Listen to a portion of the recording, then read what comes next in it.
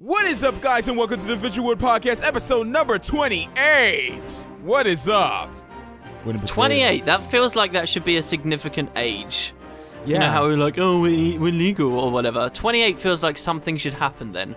You're not quite but it 30, doesn't. but you're really close. You know, you got to start thinking midlife crisis around somewhere around there, right? Do you change like schools when you're 8 years old? Do you go from like primary to secondary school? Is that when that happens? Whoa, Or, primary to no, secondary school. I think infants to juniors. When's that? Infants to genius. Yeah. You don't have that? No. Infant school and junior school? Sorry, this is the U.S., you know? You know, everyone's living in trailers. We're all... And you have, in the US, you have...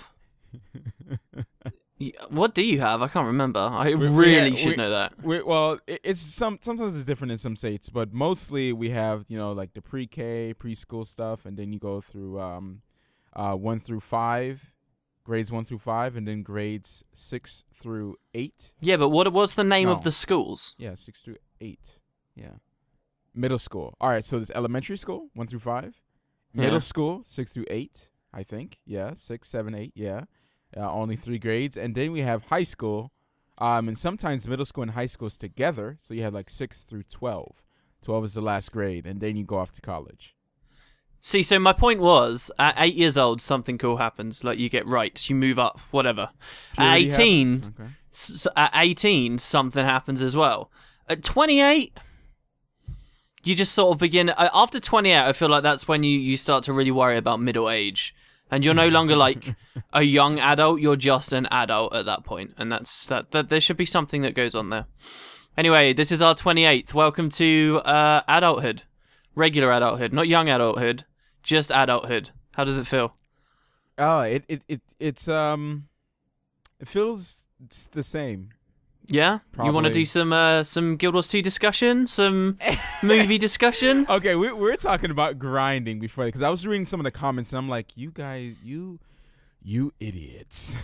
Wow. Like, it's like, you guys are not even listening to me. All right, but Winnie Potatoes was saying that I was saying it like I was saying that grinding in Guild Wars 2 it's a bad thing. And I was saying that Guild Wars 2 is bad because it had grinding in it. When I was saying that I loved MapleStory for the grinding because you felt so rewarded. And the only difference between, like, Guild Wars 2 has grinding, but people say that it's not mandatory, right? Mm-hmm. So what you guys consider not mandatory in Guild Wars 2 is not being the best. So if you're just a casual player and you don't care, you could just get exotics, whatever, then you don't grind technically, right? But if you want cosmetics, right, then and all that, you have to grind. You have to do the dungeon over and over again. You have to kill the champions over and over again. You have to do everything over and over again. And we were talking about, you know, like, oh, you know, everyone has their own thing. Like, oh, what grinding is fun, what grinding is not. But, I mean, it's basically, it's a term in video games, the process of engaging in repetitive tasks in video games. If it's repetitive, it is grinding. No matter how you look at it, everyone has their own definition. I see it. If you're doing it over and over again, it is called grinding, and that's all I'm gonna say. That's all I'm gonna leave it there because I know you hate the conversation, right? Yeah. To clarify for everyone, I really don't like discussions about grind because I find it to be an arbitrary term that everyone has their own, interpretation of. And if you do go back to the last podcast, that was like the first thing we started talking about with that discussion. Everyone's got their own idea of it, so it's like, why? What is the argument at its chorus to forms? It's you trying to convince other people that your definition of this stupid concept is the correct one, and whether it applies to your game or not. And to me, it's just another way of saying, oh, I don't like this game because I found this element of the gameplay to be boring or repetitive, and it doesn't really get anyone anywhere. So yeah, for me, conversation. For me personally, with Guild Wars 2's levels, any game in the world can be grindy if you make it so. It's impossible for devs to make infinite amounts of content, so you have to expect some form of repetition after a while, especially if you're going for like the top end stuff. It's gonna seep in there somewhere. And I just find, the discussions, particularly for Guild Wars 2, it's almost like an irrelevant discussion for me because the game is, like, in my opinion, leaps and bounds ahead of most other games in this genre. The grind that is there, maybe Matt's saying, isn't the most as rewarding as it can be in other games. I think that's sort of a fair statement. The whole point of grinding is that there's no interesting way to really put something in the game, because if you get something right away, right, there's no value loses its to value. There's no point to it. It's like, okay, I got my legendary and I barely had to do anything. There's no point to the legendary anymore, right? There's no point. So developers add grinding, or it's doing that repetitive task over and over again, so you feel like you've earned it. You see what I'm saying? It's the point of how they deliver this to you. You know, there's a lot of people, like the one argument that I do find kind of interesting but never really gets anywhere is people say there shouldn't be repetitive, you know, easy content, that this stuff shouldn't be grindy, it should be difficult to get somehow. But there's such a tall order to, you know, create content that truly challenges people. And I would say that is where Guild Wars 2 is remiss. There isn't much actually difficult content out there in the game. The gates for getting the good stuff are repetitive, easy things rather than very, very difficult things. Like, and there is some substance there for an argument saying, okay, no, it should be all the cool stuff is tied to really difficult dungeons or whatever, and legendary shouldn't just be these really long-term gold basically oriented things to get. They should be, you know, difficult content, and that's a cool idea, but nobody ever has any legitimate like ideas about how to implement that into the game that isn't, you know, that can be expressed in a small conversation. These are huge manifestos worth of information you've got to put in about changing the PvE meta and adding all new mechanics and all this crazy stuff that transforms Guild Wars 2's core gameplay almost in its entirety, which is like a huge thing and almost a different topic. So, yeah. I mean, I was just looking at building, like, if I were to build a Twilight, how much money would that take? Like, if I spent less than 2,000 gold right now, I can make a Twilight and then sell it on Trading Post. Why were you looking at how to make a Twilight? I was just looking at it. I just like to look up gold stuff. I'm a money freak. Okay, that's why I grind. You gonna announce to people your No, nothing. Anyways, okay. So all right, movie time. So we both watched Captain Phillips, didn't we? And I got my subtitles. Did watch it. People are confused about the subtitles. I needed the subtitles because of the different language inside of the movie. I couldn't understand what the black people were saying. So why did I have to say it like that? I watched. There's Somalians. I watched the entire film without subtitles as well. Yeah, there was another language in there, so I was like, so I needed the subtitles. Oh, you gave up halfway then and went to get them? No, it's not halfway. It's like right in the beginning of the movie that you have. Oh, okay, yeah. I powered through that, man. I watched that entire film without any idea of what any of those characters were saying the whole time. Are you serious? Yeah, and it was amazing. It was so good. As a bit of perspective. Yeah, but look, before we talk about this, do you want to explain what the movie is? Explain what the movie is to people. Explain what the movie is. Oh my god, you seriously did that? Yeah.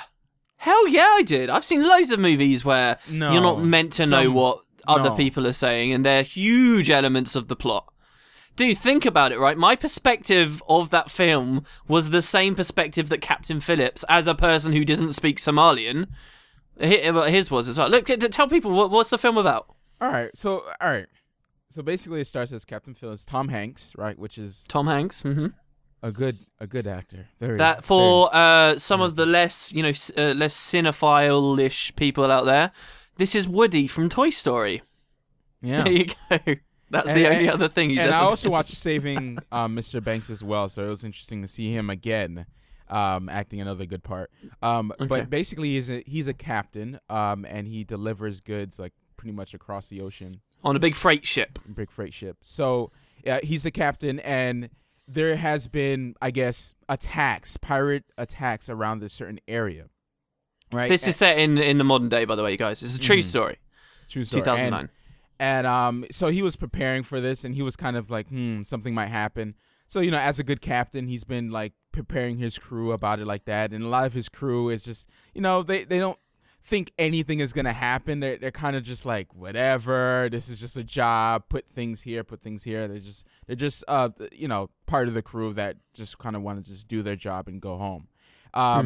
what ends up happening as some of these pirates are these regular dudes, fishermen that have to make a living. Go ahead. Oh, I'm telling too much of the story there because they kind of humanize these pirates as well. They make it seem like they're just not doing it just because they're evil. They're doing it because they have to, So which is so true. Yeah, and they go and attack the pirate ship.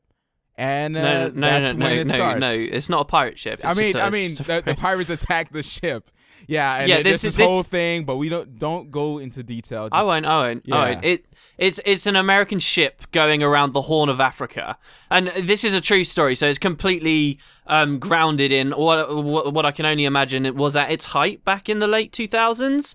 Where there was a lot of news even recently about piracy in that area, and I believe that the story set up that this guy was just he used to do all these different jobs around the world, but this particular one was like disaster relief and stuff, and supplies for people within, like starved and impoverished countries within Africa.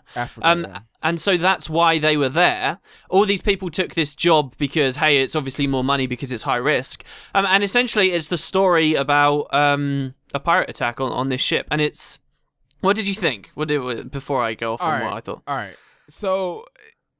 Okay, I went into this movie and I was like, all right, so I'm going to watch a good performance by Tom Hanks, pretty much, right? Because that's from what I heard. Everyone else is like nobody's in it, right? Yeah, pretty much. And my friend even liked it. He's like, oh, dude, you got to watch it. I watched it, and the first negative thing I'm going to say, and it's probably the only negative thing, is that it's very long-winded. And it felt like halfway during the movie, you're like, man, this could be sped up just a tad bit. Even though it did have some good parts in there, I felt like it went longer than it should have. But when that last 10 minutes of the movie is so worth it. I mean, wow. Like the way how it all turned out and Tom Hanks's performance.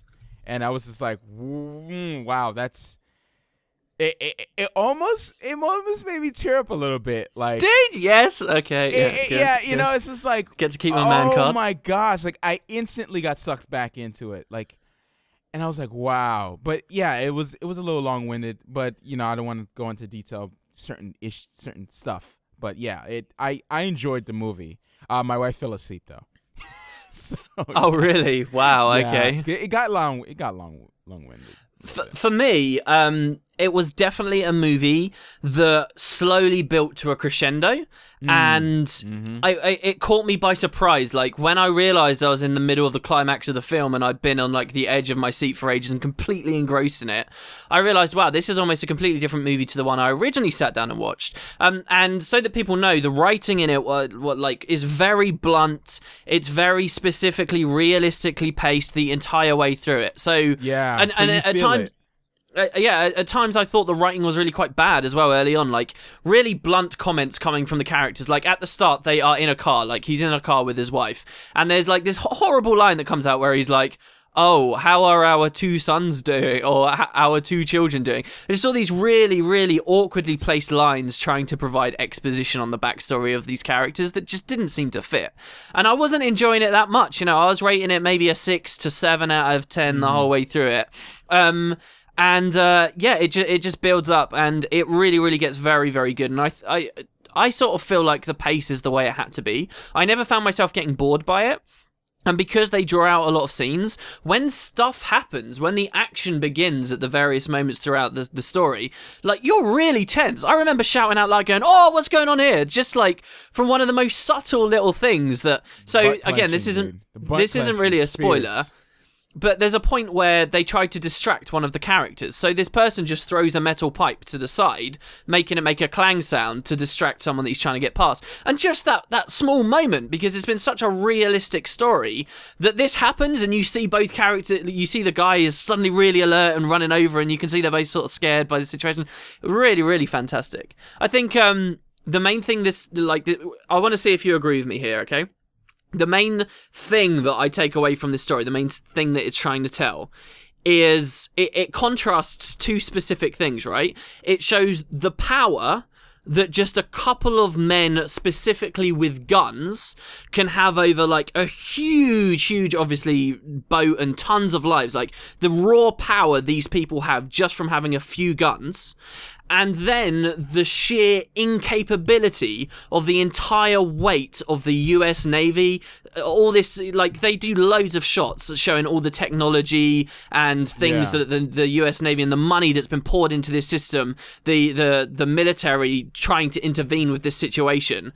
It shows them in all their might, you know, the drones and all the ships and just everything. And yet they are completely incapable of doing anything about it. Like, it shows how quickly, like, things can turn. That just a couple of guns can put these people completely in control, and not even the weight of the friggin' United States Navy can take that back away from them. And that was fascinating to me to see that. Just like how control shifts as that movie goes along. Like, it's sort of like first half, second half, if you know what I'm saying. And that's really what I took from it. It was so good.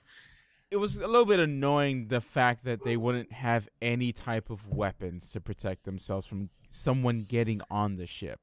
It just really... Yeah, but you can't fault that because it's a true story. Yeah, right, exactly. It's a true story, so that's fine. It's just the fact, and you know what annoyed me the most, and it is realistic, when the first time he calls, and the lady was like, oh, they're probably just fishermen, and you're probably just overreacting. That happens so much, and I'm like, that just pissed me. I ain't not gonna lie, that just pissed me off. I was like, this lady, I would slap you. You don't understand. People could die, and you're up there like, yeah. Anyways, I thought it was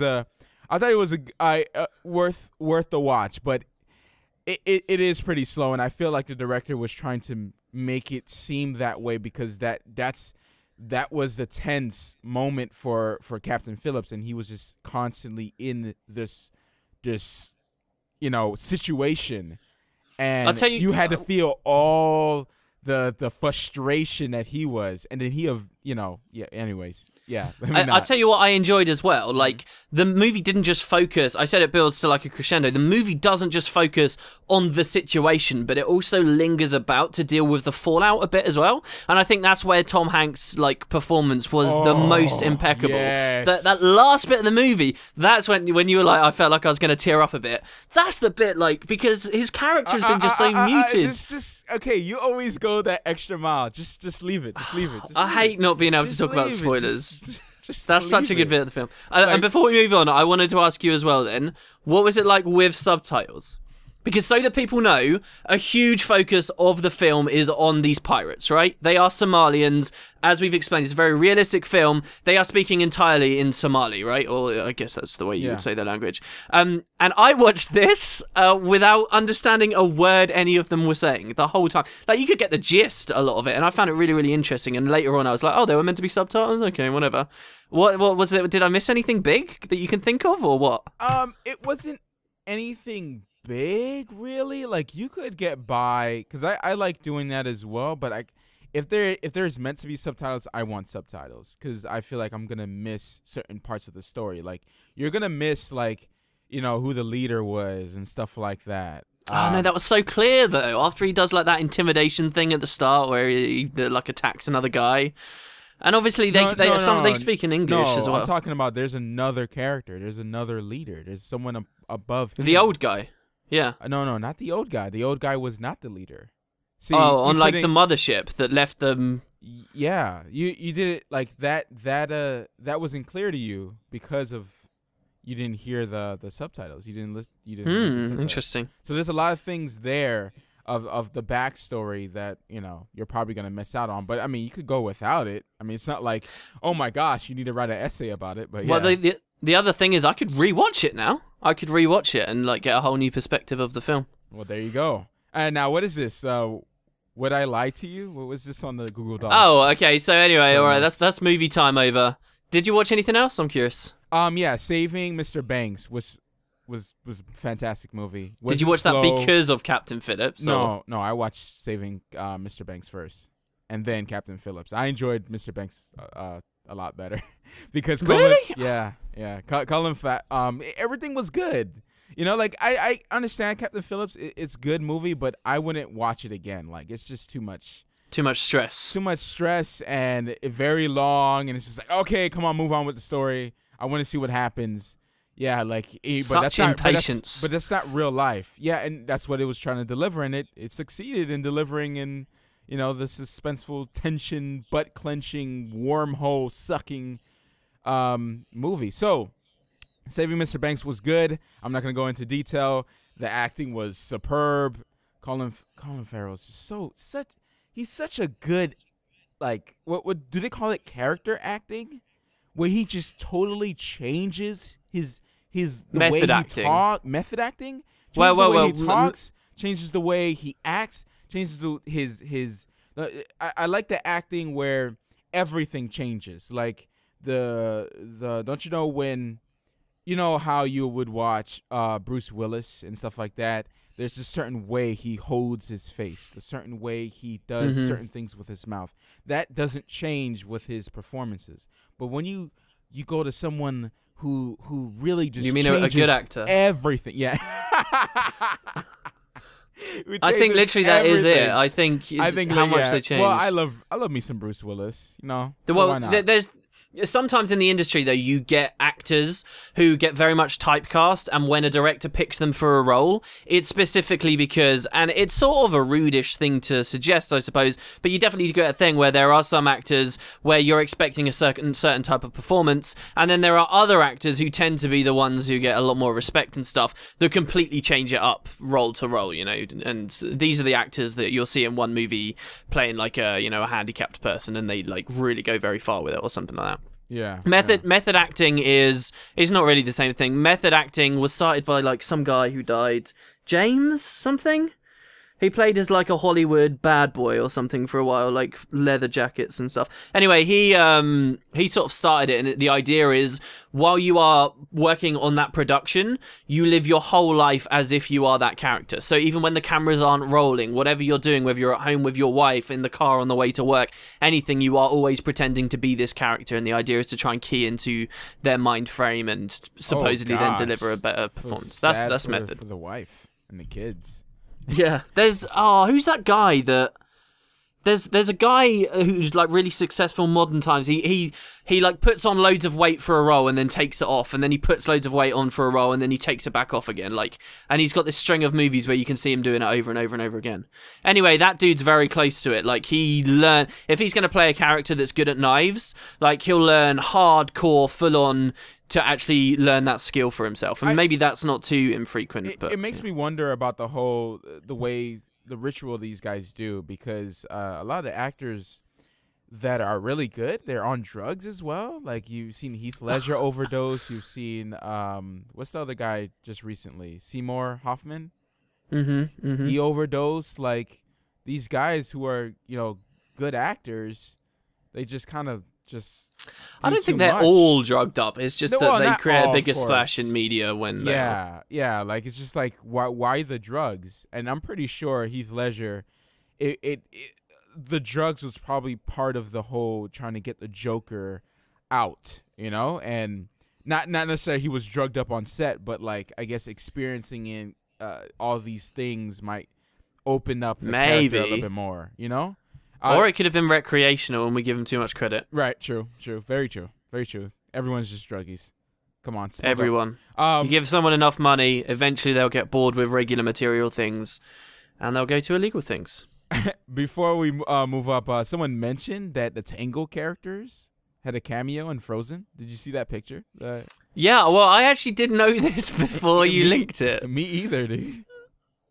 No, I did know it. I did know it before you linked it. Oh, you did? Oh, you did as well. I never saw them in the film, but because I am following certain subreddits and other things, there's like you a lot. You are invested into Frozen, dude. I don't. Look, we're not going to talk about Frozen this podcast. We're not going to do it. Did you like the Dead Body song I sent you? I found it in the comments. Yeah. I did like that actually.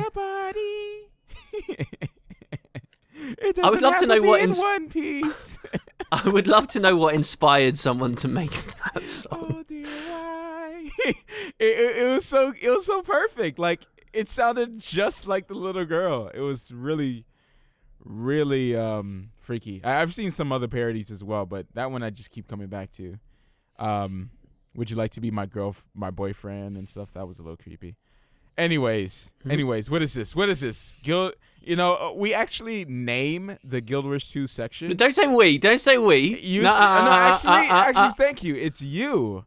You actually named it. Don't try to change it now. Guild Wars Poop. That's the section. So, bong. Here we go. Bong! Oh, I really can't. I can't find Antler. Where is he?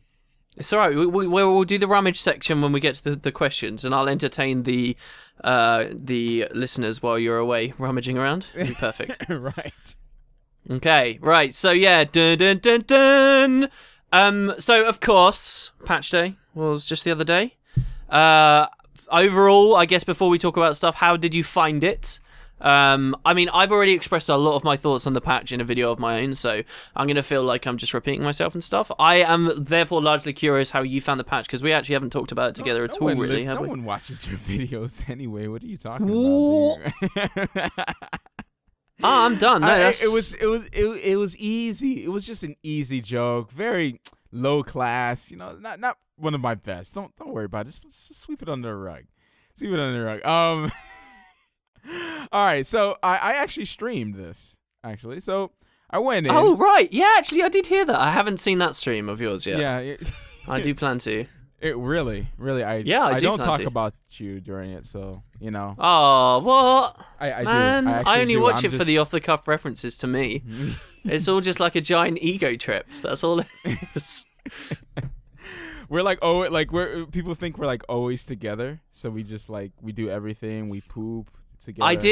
I honestly though, I did like how on the stream I watched of yours, there were people always asking, hey, where's WP? And you're like, oh, he's asleep. He's got a crazy sleep schedule. And I can see just under the skin, you're like, yeah, he's freaking all over the place. It's the most irritating thing in the world. It is. Never know whether I'm awake or not. We don't say hello to each other. Matt says, are you asleep? That tends to be the first thing we say. And I'm like, no, what are you talking about? I'm awake. It's the middle of the day. Why would I be asleep? As if it's a totally alien thing for that to have ever happened. All right. Yeah. So, it's basically the same thing, right? But except it has this which I haven't actually played. I actually watched your little video when you actually go inside that place and you actually fight Scarlet and stuff. I didn't actually get to play that because I never. Oh, you skipped the night? No, I never beat the knights. We kept failing, and I was just like, I'm not doing this again. What? Whoa! So you're telling me? Yes. You went in game. Yes. Did the horrid, boring Zergy stuff. Yes. And never actually did the cool bit, the story bit, the finale, the actual exciting bit. Because we failed the knights. What is this? I got to admit, I was close to again. It was why? I don't want to keep doing that. I don't want to enjoy this Zergy crap, man. This is I used to enjoy it, but now I just see just so much crap going on screen. I just don't feel like going through it anymore. I kind of feel like I just kind of want to be be with a small group instead. I enjoy the guild missions and stuff like that, but this non-organized Zerg cluster, I can't.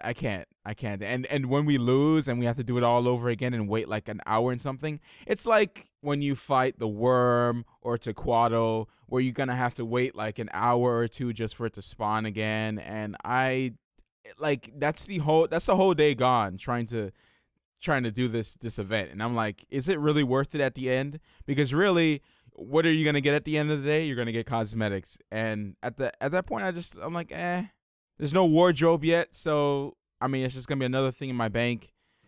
Why? With this patch, this was because it was, I guess, a special patch at the end of the season.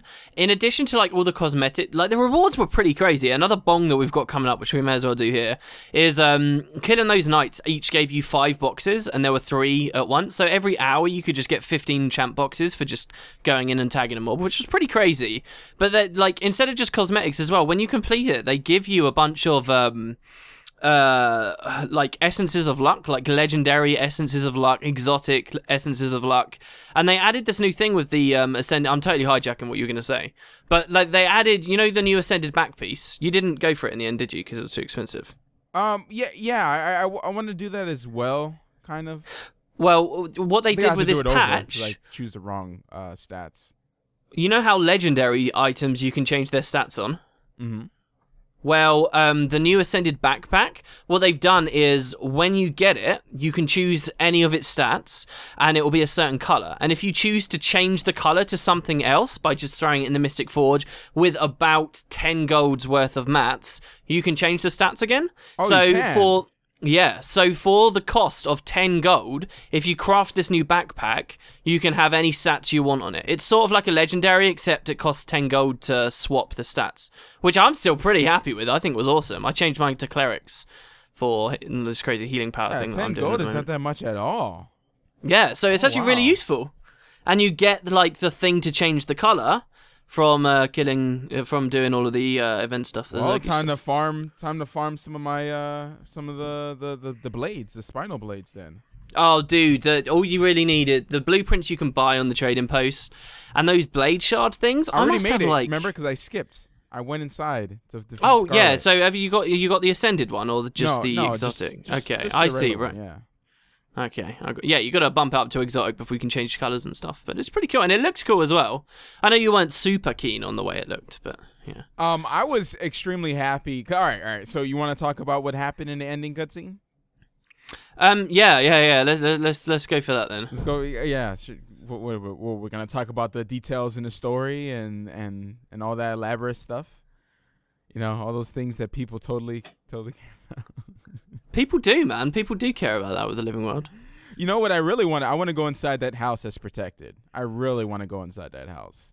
I'm not gonna lie. I did a thing about that where I said, oh, why is this house protected? And I did have a lot of people who were basically saying, oh, if you did the personal story, you would know that there's an Asura who lives there that just defended it during the personal story. And so, of course, she's going to defend herself during the attack on LA.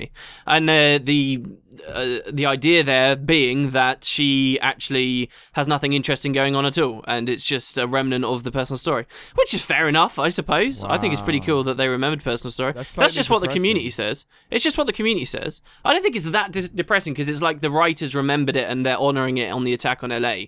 It just means that there's no extra story there, you know? All right, well... Which I guess is a bit disappointing. Well, a little bit. So, all right, I went in because you could skip all that craziness if you don't want to wait for the nights. And I feel like a lot of people came into the stream just to watch me do that ending cutscene. So we go in, and overall, I'm quite happy that it was very short. I didn't really feel like doing anything crazy. So we go in, and we have Rox, we have Broham, we have... Broham. I can never hear that word without laughing. Yeah, I was about to say it the right way, but I was like, no, it's Broham. Then we have Marjorie and Casimir. Do we have one more person? Or is just those four? Frostbite? Yeah. Frostbite. Yeah, plus Frostbite. Oh my gosh, Frostbite. Don't forget him. So important. Yeah, he's got that epic line at the end where he goes click, clack, clack. Everyone's going to remember that. No one's going to remember anything else. So basically, ooh, man, those lines. I forgot what Broham said something, and it was just so corny, so cheesy. We're Tyrians, and we don't like being pushed around. Yeah. Dude, it was something like that. He was saying quite a few of them, but there was just one line. You know, where there's that moment where, Scarlet's like, oh, Tyrion's going to fall, and then you're like, we're not going to stand for this. Bro. Well, the worst thing he says, and this is a symptom of the way that the writers have been doing things. The worst bit is Scarlet's there. She says, "Don't you want to know why I've done any of this?" And he immediately says, "No." No, you should. Do you know what? If they were gonna do that, they should have literally just had it as nope, and then just like a hard cut, and that's it. And they should have left it because that's how ridiculous that was. He's like, no, it doesn't matter anyway. I mean, that's so frustrating. I mean, the only answer as to why they would have put that line in there is, I mean, it's one thing for them to feel, okay, there's no need to give any more backstory. It's another thing for them to feel there's no need to give any more backstory, and we have to, make this clear to people by adding this, conversation between these two in, and that's exactly what they did. Like, the only reason this ever came in must be that they thought the Scarlet Secret Lair stuff was enough, and the other tiny little things that we had were enough. The blog post that never existed in game is enough. I've got to stop saying that. How often I keep repeating myself with that. They must feel like we already know enough. And you know, the worrying thing about that is either they're very out of touch with the way to, you know, tell that story well, or that is all there is, which is even more threatening prospect. The big villain, everything about the living world for this year, essentially their answer to like expansions until they announce otherwise. Guys, this is expansions. This is sort of like the campaign we'd get if we'd gone somewhere else. And they had, you know, like a handful of lines of dialogue to explain everything from her that we never even hear from her own mouth. That's really very iffy to me, and I know they're still trying to make improvements and stuff, but I would have just left that whole bit out of that final cutscene. I wouldn't have had an excuse for Broham to say, no, nobody cares about just Scarlet. Killed her, and then, you know, nothing was said, and obviously that thing that happens at the end, they're like, oh, okay, that's the reason why, because she was trying to awaken Homeboy. So, you know. Yeah, Homeboy. Yeah, that's Homeboy. Yeah, you've got 6 Elder Dragons to remember now. Morjamoth. All right, so boom, there it is. I know, but I didn't want to. I wanted to wait until the end of the story part. Oh, we've just spoiled it for everyone. Yeah, I mean, really, come on. It's probably spread around by now. If you play the game, you probably talk to someone who has completed it, or you've completed it yourself. And you haven't completed it yourself, then well, my live studio audience didn't know, and you've just spoiled it for them. Wow, really? Oh, really? live studio. Oh, you were going to say earlier, before we moved into the Guild Wars 2 topics, I was going to tell you something. I've got Would I Lie to You written up there. Yeah, what is that about? Yeah, I went to, so Would I Lie to You is a panel show that airs, I think on the BBC? In England. Do you know what a panel show is? Because I'm aware it's not a very big thing in other countries, or specifically the US. Do you know what a panel show is? It's example, what, like Family Feud or something like that? No, that's a game show. Well, Right. I guess panel shows can sort of be like game showy-ish. Yeah. All right, so a panel show is basically a discussion program where you get a bunch of celebrities, comedians namely, to sit about, and they'll sit at, like, you know, a long desk or something perhaps, or in some configuration. Like the thing you sent me about the sound. About Go the sound. on. You remember you sent me this video about, like, because we were talking about acoustic panels and stuff like that, and he went into the quietest room. Is it something like that? Yes, yeah. That was a panel show called QI that is on in the BBC. Yes. Okay. Yeah, I've seen a couple of snippets of that. They used to be quite big in the US, but they died down around the 70s and have never really recovered. I know there's a lot of people in Canada who really enjoy British panel shows. This is such a massive generalization, but like they have to resort to certain YouTube channels to be able to watch them. And I do most of my watching of them on YouTube as well now, so I'm familiar with the comments and stuff that people come out with. But one of them that airs over here that I've been watching since it first came out, I would say it's gone downhill a little bit recently, but it's still pretty funny. Is this show called Would I Lie to You? And the idea is they get a bunch of guests on, and then people have to read a statement that they're given, and they've never read it before, but it's either a true fact about their life or completely fake, and their job is to trick the other team into guessing wrong. So they'll read this statement and it'll be like, I once made a lizard and a tarantula fight one another. And then either they realize, oh God, this is true. And so the other team gets to ask them questions about it, like try and get the full story. And they say, why did you do it? And then it's that person's job to either throw them off and be like, oh, because I was in Africa and I was bored one day. Or actually, you know, try and pass it off as truth when in fact it's a lie. And like, because they're all comedians, you know, it's quite funny, and it's like a 20-minute show that comes out. Anyway, I've watched like quite a lot of it. Yeah, my brother got tickets for it, and we went out the other day to see it live. These things are filmed in front of like live studio audiences, and for free. Like, they don't even charge you to do it, and it was like pretty close to where I live as well. We made a bit of an evening out of it, and it was awesome, dude. It was so good. And you got to see all the stuff that happened, like when the cameras weren't rolling, and, you know, they're quite openly dropping, you know, well, nobody dropped the C-bomb, but there was a lot of stuff going on. And like just really bad jokes. Yeah. Thing in the UK, the C-bomb. Yeah. It reminds me. I don't know if I said it on the show, but I went to go see the Conan show. Did I ever say that on the show? No, you didn't. I don't think so. Yeah, I think you might have actually. Well, at least I know that you have, but I don't know whether it was on the show. I remember or not. telling you, but I don't remember if I said it on the show. But that reminds me of going to the Conan show, and it's like a Tonight Show. It's kind of the same thing where celebrities come on, and I saw like I don't want to say the Chinese guy from The Walking Dead, but racist. But no, not that. I don't remember his. I know his name, but I don't remember his name because I've watched a few interviews. Just say Glenn. Glenn from The Walking Dead. There we go. But yeah, but not Glenn. Well, that's not his real name, is it? That's not his real name. Yeah.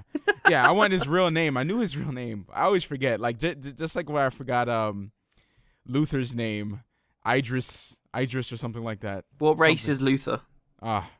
Whatever. Oh, black. He's black. Oh, well, you should just say the black guy. Yep, because that works too. That works too. I also saw Ludacris there as well. But the funny thing is, I saw Ludacris again Sunday when we went out to Sunday? eat. Yeah, he was just sitting up there next to me. I was like, "Oh snap, it's Luda!" But I wasn't gonna go up to him. You should have just said that specifically what up, to him. Luda? And it just be so awkward. Like what I would do is like before I see him, I'll pull my pants down a little bit.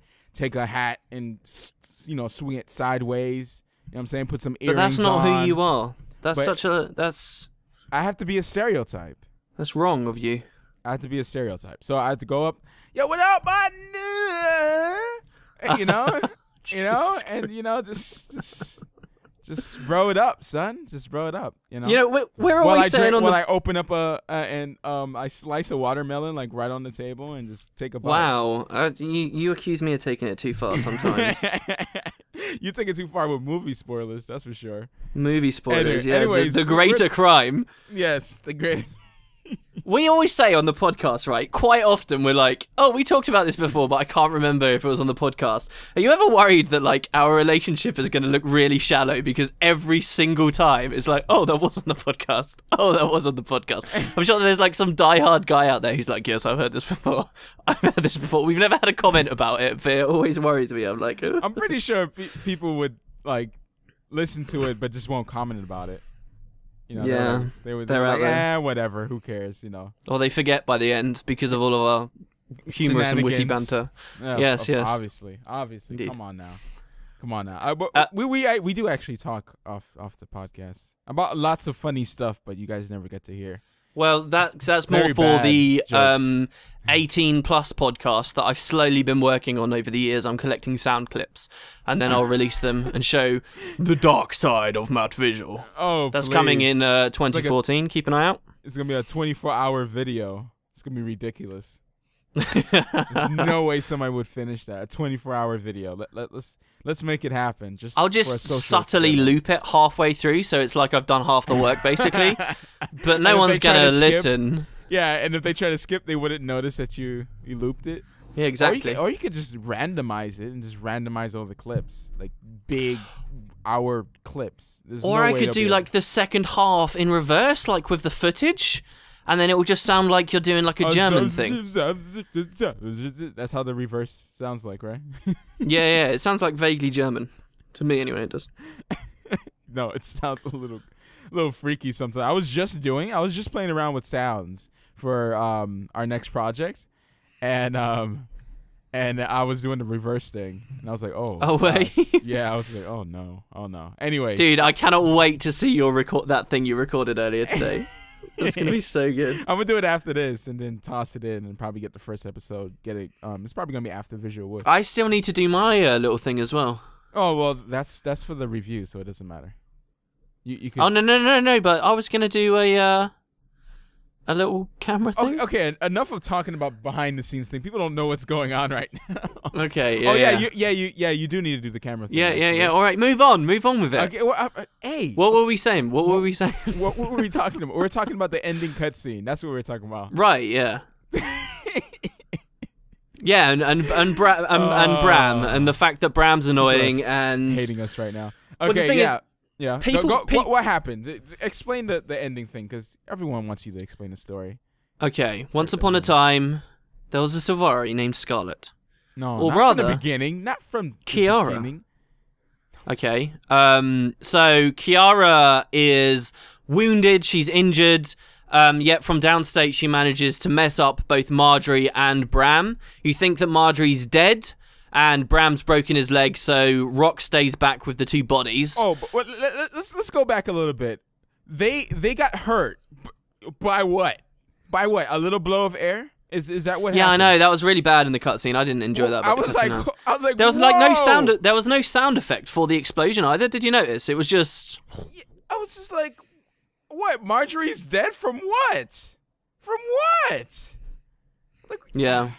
That is a good point. Okay, so that people know, Marjorie didn't die. It turned out it was just a fake thing for a moment. But if she had fully died, I think a lot of people would have been quite happy, and that could have been a strong thing that they could have done. But also, I probably would have then been saying, what? She died? That's the stupidest... What do you mean she died? Just a random little explosion like that? What?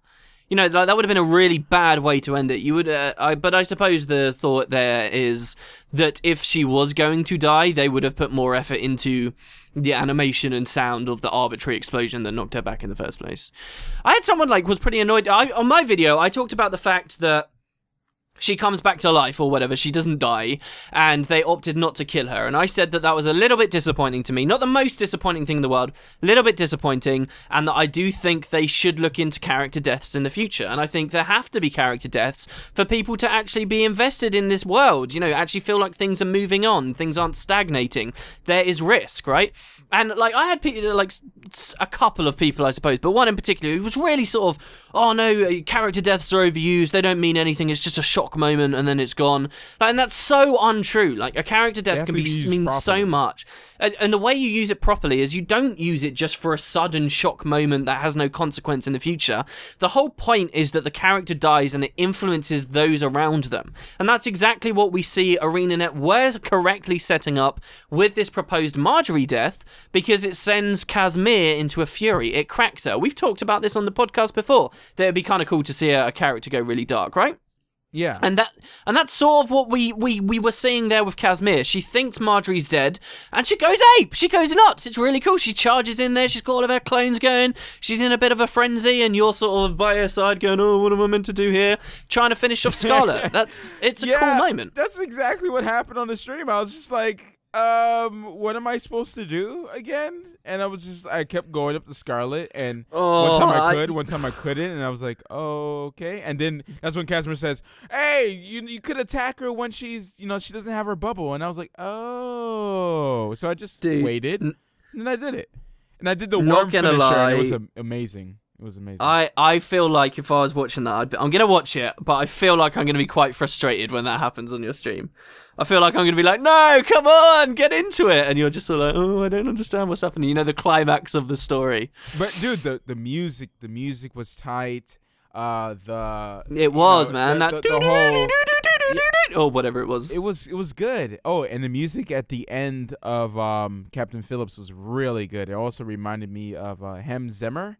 Hans Zimmer, yeah. Yeah, from well, you don't want to say that, because the Hans Zimmer foghorn thing is now one of those big tropes people are avoiding. The 2010s or whatever. So, but yeah, I really like what Hans Zimmer does. What they did with Captain Phillips at the end that was really good, I thought, was the big moment. They cut the music out. Do you remember that moment where they just suddenly cut the music? It's in full action mode, and then happens and it's just silent. Oh, I love it. I love it so much from films. Like Gravity, when they do it in Gravity, when it's just everything stops and then everything's just I'm gonna watch that again. That was quite the sound effect. Yeah, dude. Yeah, I actually make sound effects for movies. That's what I do on my off time, actually. I'm not making videos. So yeah. Okay. Anyways, so you get to stump Scarlet, which is very satisfying. I guess I would say so. I would say definitely, because it was great to see the worm just eat her. This is a good segue, sort of. Mm-hmm. Do you want to talk about? We should have discussed this before we started recording, and I'm sure people want us to talk about this.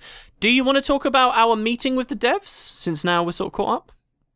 On what they told us? We're gonna talk about what they told us only, or we're gonna talk about the yeah. experience? Oh, okay. Yeah. Well, so what did we know? Because, and here's the segue, I remember when we had this meeting, when did we have it, first of all? We had it in January, right? I remember, and this was before these 4 patches came out, before even the 4 patches had been announced, like, to the people, I believe. And I remember specifically, they mentioned at this big moment, we were told all of this was going to happen. So, you know, like, the twists and turns of this cutscene we're going to describe in a second weren't necessarily twists to us. But do you remember they specifically said, oh, yeah, we're going to let people be the ones to stomp Scarlet so that it's more satisfying for them? And I completely forgot that they'd mentioned that. And then when the time finally came to do it, I was really thankful for their decision to do this even really early on, because I feel like it did hit the mark, to me at least. I mean, some people had stupid finishes like cow finishes, but for me, yeah, I never forgot. That's the one thing I was thinking of. I was like, oh, we're gonna get to stump Scarlet. Every time we talked about Scarlet, I thought about stumping Scarlet. Oh, wow, okay. Yeah, like, I did not forget. As soon as I saw it, I was like, wow, that's really cool, actually. Because they started adding these things in regular PvE, right? You can actually use your finisher on some of the enemies now. I thought that was the Toxic Alliance, yeah. Yeah, so, yeah, I thought that was really, really good. Do you want to, I mean, they ran through a lot of the big parts, and then they told us the dragon was going to be awakened. So, but they didn't tell us, like, much. What was going on, like, you know, Marjorie and Casimir kissing and all that type of stuff. They didn't tell us any of those. Yeah, so I joked around with it, but they never take my jokes. Like, it's one of those situations where I joke around with the devs and they just kind of stay silent. And look, so at one point you're just gonna have to accept. They ignore me. Like, I'm telling you guys, dude. These guys are hard. They're a hard audience, dude. I joke around with stuff, and I'm like, damn, I'm like, who invited me? You know, it's like, Matt, listen, I didn't want to let you know this, but they're always laughing and joking with me, and I think really, you're just not a funny guy. That's where I think it comes from. I always knew that you were a good friend. You know, telling me the truth. Hard truth. I'm just gonna stop the channel now. I'm just gonna delete my account, my YouTube account. I think. Well, actually, could I have it? No, dude, you're bigger than me. Yeah, but I can do cool stuff with your account. Oh, right. So all your ideas that you don't want to I can put pretend on your to be channel, you. Mainly, I just want to pretend to be you and do an American accent. Yeah, I'll do some like brilliant, rubbish, brilliant, rubbish, brilliant. What was that? Okay, yeah. That's. See, no, this is what I'm talking about. ArenaNet wouldn't be amused by that. Huh? Oh. Yeah, I guess not. You know, whatever. I save my good jokes for my videos. Okay. Don't hate me. But yeah, like, so to go back to what we were saying, when we were having this conversation, you know, they knew like what they wanted to do, but you know, a lot of it was just sort of getting planned out, and I feel like some specifics were still, you know, up for debate, perhaps. But there are quite a few core things that we were well aware of. This idea of stopping Scarlet was one of them. This idea of the reveal of the dragon, who knew it is, was the other one. And now mostly we're pretty much caught up, so there's no more of that like oddness, I suppose, which has pervaded through quite a few of the podcasts, so that's pretty cool. It's like a little chapter that's come to a close now. Do you want to keep going with the story description? We're at the point where Casimir's gone crazy and she's goading Scarlet, calling her Kiara constantly, and then we've just stomped Scarlet, I suppose. That's where we're at. Scarlet, and then Marjorie wakes up like, oh my gosh, it was just, you know, a head bump, and then come here, girl. Wow. Okay, what did you think of the kiss? I thought it was fine. I mean, come on, they're lovers. They're gonna kiss, right? I was expecting Ross and Broham to kiss, but whatever. It's fine. I thought it was really interesting that we got this kiss, and it's like, this is their romance story. When that kiss happened, it really twigged for me, wow, this is the romance story they're going for. Like, and I think they sort of handled that quite badly, because it never really was that I've talked about this before. It never was that romantic. It was sort of a jokey fan theory-ish thing.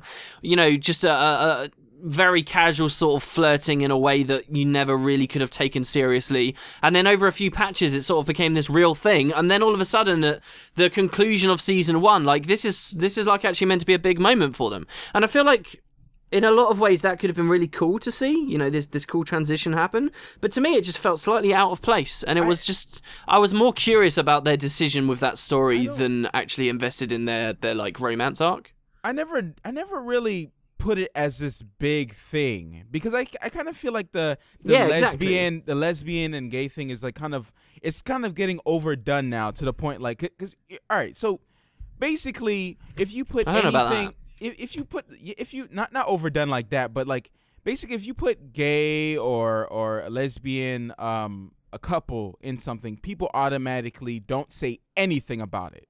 They don't say anything about it. Negative, do you mean? No, nothing negative whatsoever. And are you saying that you think ArenaNet, rather than trying to make a cool romance story, are simply using this as a guaranteed way to please audiences? Maybe. That's an easy way? Maybe. Maybe. But I think it was just a joke thing that became more something real at the end. Yeah, do you think they started planning it? I think that's the weird thing for me. I don't know whether they, because if they feels like they're kind of piecing in things, right? They're like, oh, okay, all right, so we need to come up of the backstory for this person, and then the backstory for this person, and like it's right away, and it's kind of just pieced in. Oh yeah, let's make them kiss at the end. What, you know? Yeah, like to me, the lesbian thing is like, it's almost incidental. It's not really. It's nothing that really interests me or disinterests me about the plot, which I think is actually kind of a nice thing. But what I find curious about it is that it's hard to believe they started with this end game goal of having, you know, like this romantic kiss at the end. Because if they had always known that's how they wanted to end it, I feel like they would have gone about setting up the relationship very differently. You know, like the first time we meet either of those characters, Lady Casimir during The Secret at South Sun, and she just says, oh, I've got like someone I work for back home or something like that. And then like for a long time through the next patches, there's not even an inkling of a hint during the Dragon Bash stuff. There's none of that. Like maybe there was maybe I'm not actually educated enough to say on that point. I can't remember too much anymore. Well, all right. Like it would have been nice to like for it to lead up to that kiss. Yeah, yes, it was like all jokey and stuff, so when the kiss happened, I was like, okay, whatever, and I put it in the back of my mind. It would have been nice if they were going to take it to this point, to make it mean something a little bit more, because like really, like I just assumed that they kissed before. Like it didn't seem like the first kiss to me. I don't even know if it was supposed to be like their first kiss, at least their first kiss on camera anyway. You know, because they held hands before and they were talking about moving in with each other. That's basically kissing, but with your fingers. Yeah. You know, hey, dude. I was about to say something really bad. I was about to talk about middle school and when you get your first girl and stuff like that. Anyways, okay. But yeah, Story I mean, for another day. Anyways, you mentioned in your video about Rox not even noticing that Marjorie like was in trouble. Like, yeah, so the story. I have to agree with that. Like, I even like Rox was just. You know, but Rox never had like, I don't know, a good relationship with Marjorie, but it seemed like when they were doing that piecing together story in the lair, for Scarlett, I was about to say Scarlett Johansson, for Scarlett, and they, you know, she kind of came in, Rox kind of came in, and they started talking like nothing ever happened, kind of thing. So maybe there's still a little tension, and that's why Rox didn't really care. It wasn't really perceived well that Rox was, you know, had tunnel vision for Broham, because Broham is, you know, like very special to her, so she doesn't care about anyone else but, you know, Braum. Where did you get this idea that they don't like each other from? I never picked up on that ever. Dude, they had a big like, you know, argument. Like Marjorie was like, "Oh, so you're the one who let Scarlett get away," and then they, you know, Rox got mad and Braum and them walked away. Like it was right there in Cassox Hills, dude.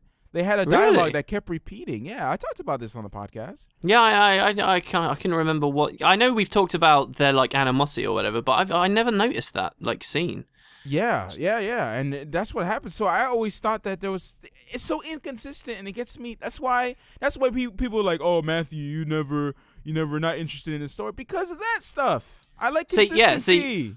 If that happened, the good way to have told this story, given what these pieces that they had, would have been to have this animosity brew between the two characters, and then Rox, despite their differences and their past arguments, still takes the time to care for Marjorie and nurses her to good health, prevents her from dying, and then the two bury the hatchet. And then that's a resolution between more characters than just Casimir and Marjorie. That's actually character development going on between Rox and Marjorie as well. But instead, they set up maybe this idea that they don't like each other, then it's just suddenly ignored. And the worst thing about the way they ended this story that kind of just got to me is they knew that they were going to have Rox be the one to save Marjorie's life, and yet it's totally glossed over. And there's not even a cursory glance in Marjorie's direction. Rox is oh, I'm here for Braham or whatever. And it's not because she only cares about Braham, it's just that they didn't add anything else. All right, but something I wanted to mention was, in my story, I kind of like to have my characters to have layers, and I feel like Shrek. Yes, exactly, like an onion. And onions. And onions, yeah, layers. And I like cakes. my characters to have layers. I like it to have. This is the type of relationship Rox has with this person. This is the type of relationship this person has with this person, and then they had a backstory because of this, and because of that backstory, she has this secret thing about this person, and she uses this weapon, and she's an engineer, so she could have saved this, or I like layers in my characters, and I feel like the more that I look at these MMOs, I feel like, okay, maybe I shouldn't look so deeply into MMOs for this crazy story, elaborate story. I feel like all right, let's play a game. Yeah. Let's play a game, okay? I should just play. I should stay as single player experiences. Yeah. Give me a character with 2 layers in Guild Wars 2 and why. I can do this one. Character with 2 layers and why. 2 layers. What do you mean? 2 layers. Well, you just said you like your characters to have layers. Does Guild Wars 2 have any characters with multiple layers for you? 2. I'm pretty sure. Yeah, but not to the extent that I want it. Okay. All right. Well, that was a bad game then.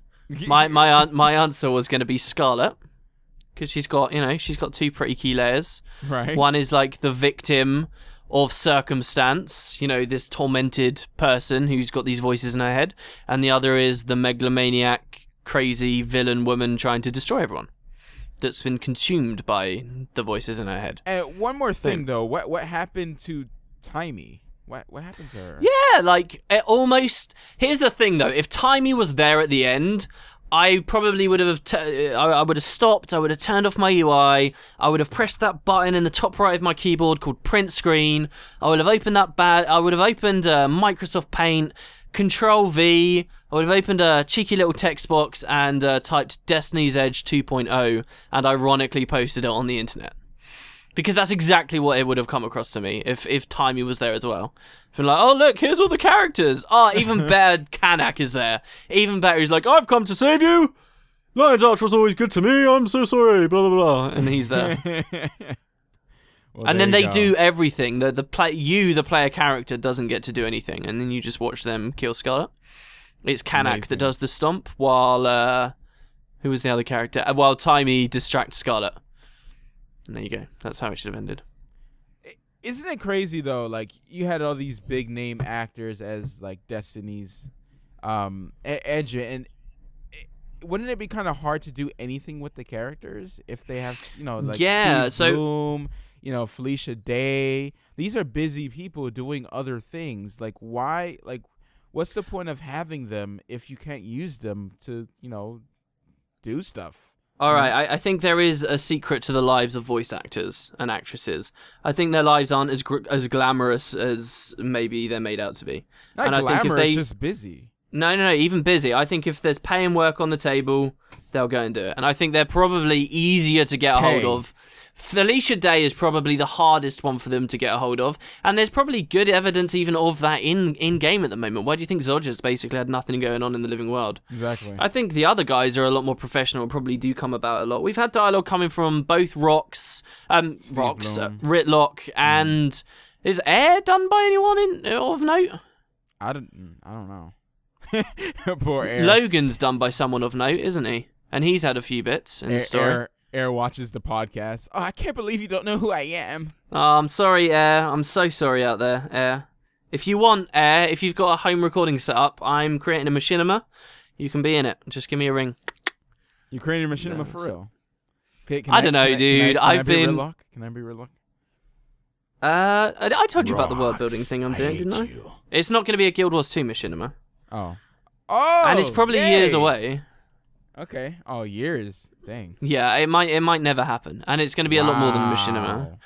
I'm thinking a lot closer to animated production than machinima style thing.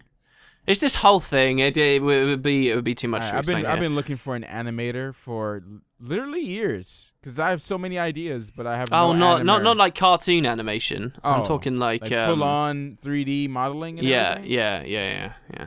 There's some crazy people out there. I was just watching this League of Legends animation, 3D animation that was like straight up from. It looked like it was from the official website, and I was like, wow, this is pretty fantastic. Yeah. I was looking at like this arts college in California that does this very specific animations course that a lot of people who work at Pixar did. And I got to that because I was looking at like Easter eggs in Pixar movies and stuff. Anyway, whatever. Let's keep talking about the story. So what happens now? After the kiss, you get that. I mean, I don't know. Stuff happens. Well, don't say that. This is the important bit. And Scarlet looks like the Joker.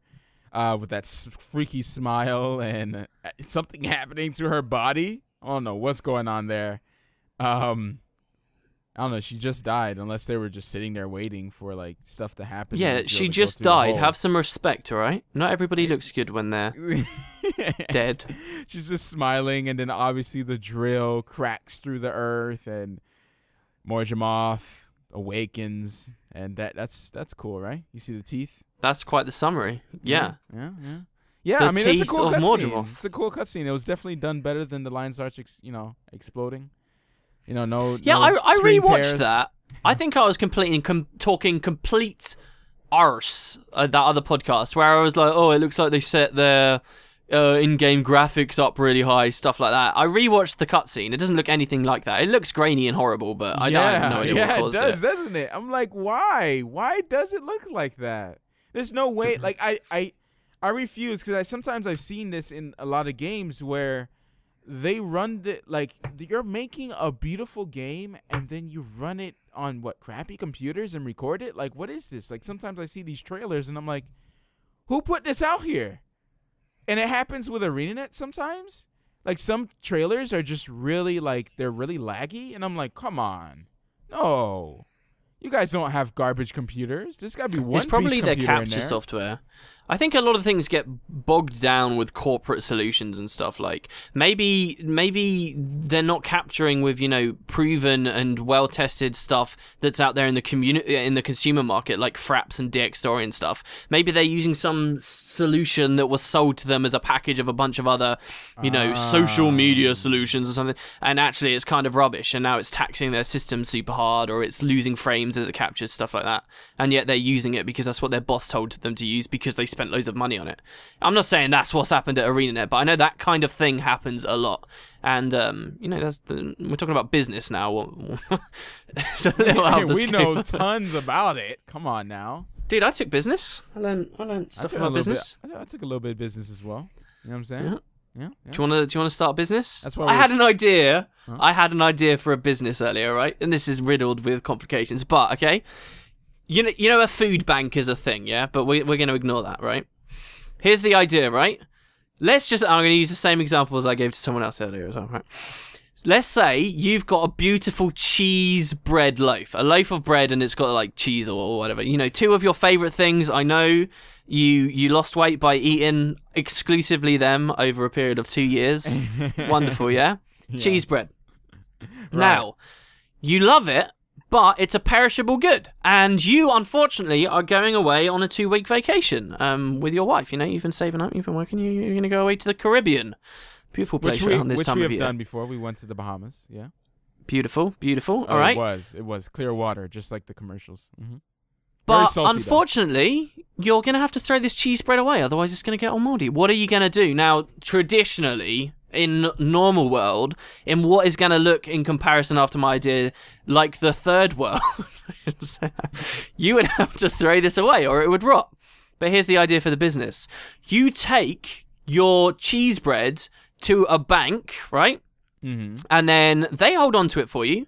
You come home, and when you get back, you go back to the bank and they give it back to you, and it's in perfect mint condition. Now, how did they do that? And they didn't freeze or anything. How did they do that? Well, the way their company works is they take food in, and just like real banks would then invest money, they then sell your food immediately to other people. So not only is it a bank, but it's also a shop where you can go in and buy all kinds of weird stuff that people have sent in, yeah? They sell it, and then they use that money with a little bit of extra, that you paid them for the service, to reacquire what you had originally sent in when you come back 2 weeks later. So they give you your bread back, but they made a bit of money on the sale to someone else and a bit of money on the service fee for you. And in this way, any like stuff like that, maybe you buy an ice cream even. Let's take it to the most extreme example. You just bought a 99p flake, and you can't eat it until tomorrow. So what do you do? Because that's your diet cheat day. So what do? You take it to the bank. They sell it on in the meantime. You come back the next day, and there it is. Okay, so first thing, just to dive into your insanity a little bit, I wouldn't want to have to drive to the bank. All right, they deliver the stuff. All right, so they'll deliver. Okay, that's good. With that you as can well, order online. You're paying for the service, so it's going to be a lot more expensive just to No. It will still be cheaper than to rebuy it. Maybe. You know what I'm saying? No. Some things you can't be refrigerated, though. Yeah, but you just said tomorrow. All right, yeah, okay, for the ice cream thing, fine. Yeah, but yes, you're cheating on your diet. You're cheating on your diet, and you don't want Marjorie to know that you've got ice cream, so you're leaving it out of the house.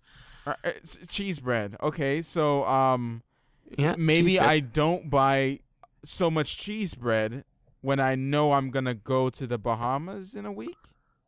Maybe you do save your money, but maybe you might not get. What if that place is closed down while you're away? Oh, I don't know. That's a risk you're taking, and maybe a risk you can cut out by going. I just don't have cheese bread in my life. Look, it's not just cheese bread though. It's anything. It's anything. Okay, so yeah. candy that and think about it like cracks. Yeah, I think about it this way as well. You're like, I'm quite hungry for lunch. What do I want to go get for lunch? Well, I'll go to the food bank, except it's called something else.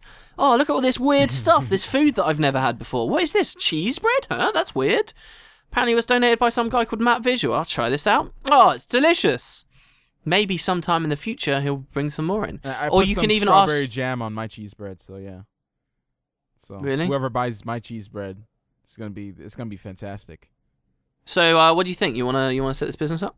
I think so. I'm looking for 200 grand up front as an investment. I mean, it could work. Wow, 200 grand. Dude, it's not cheap. I just did another business deal the other day. Just spent $500,000.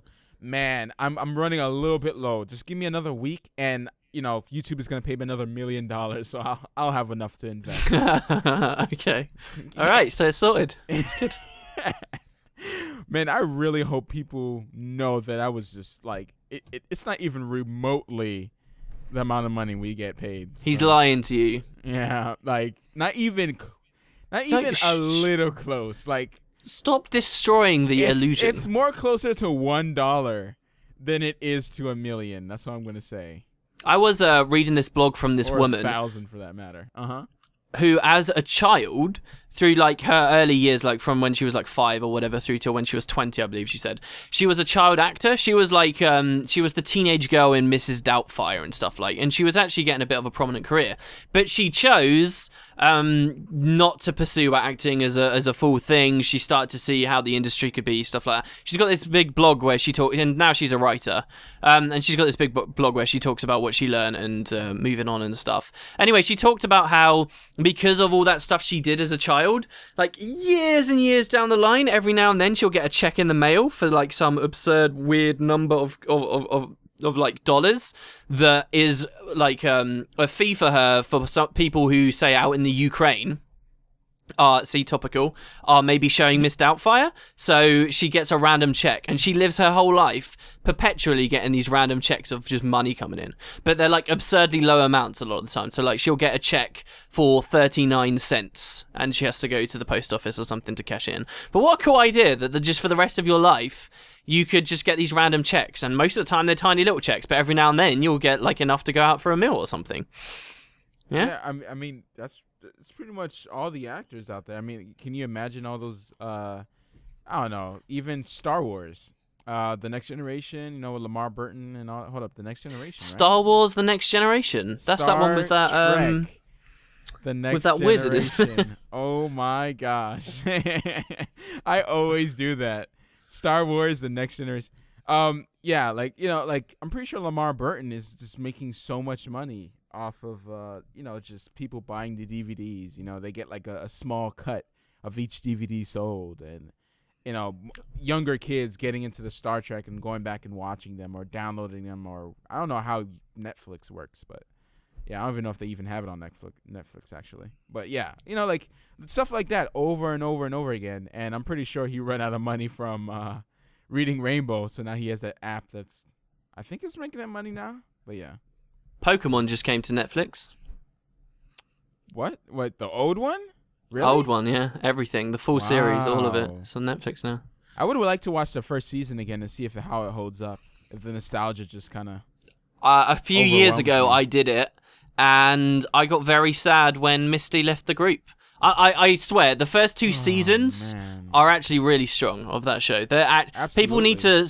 There's tons of filler, but when you get used to the pacing of the show, it's really good. And if there's anything in the world that will make you want to go out and have an adventure, possibly shutting your life away for a week straight, watching nothing but Pokemon about these people with no cares in the world, free traveling the world, seeing things.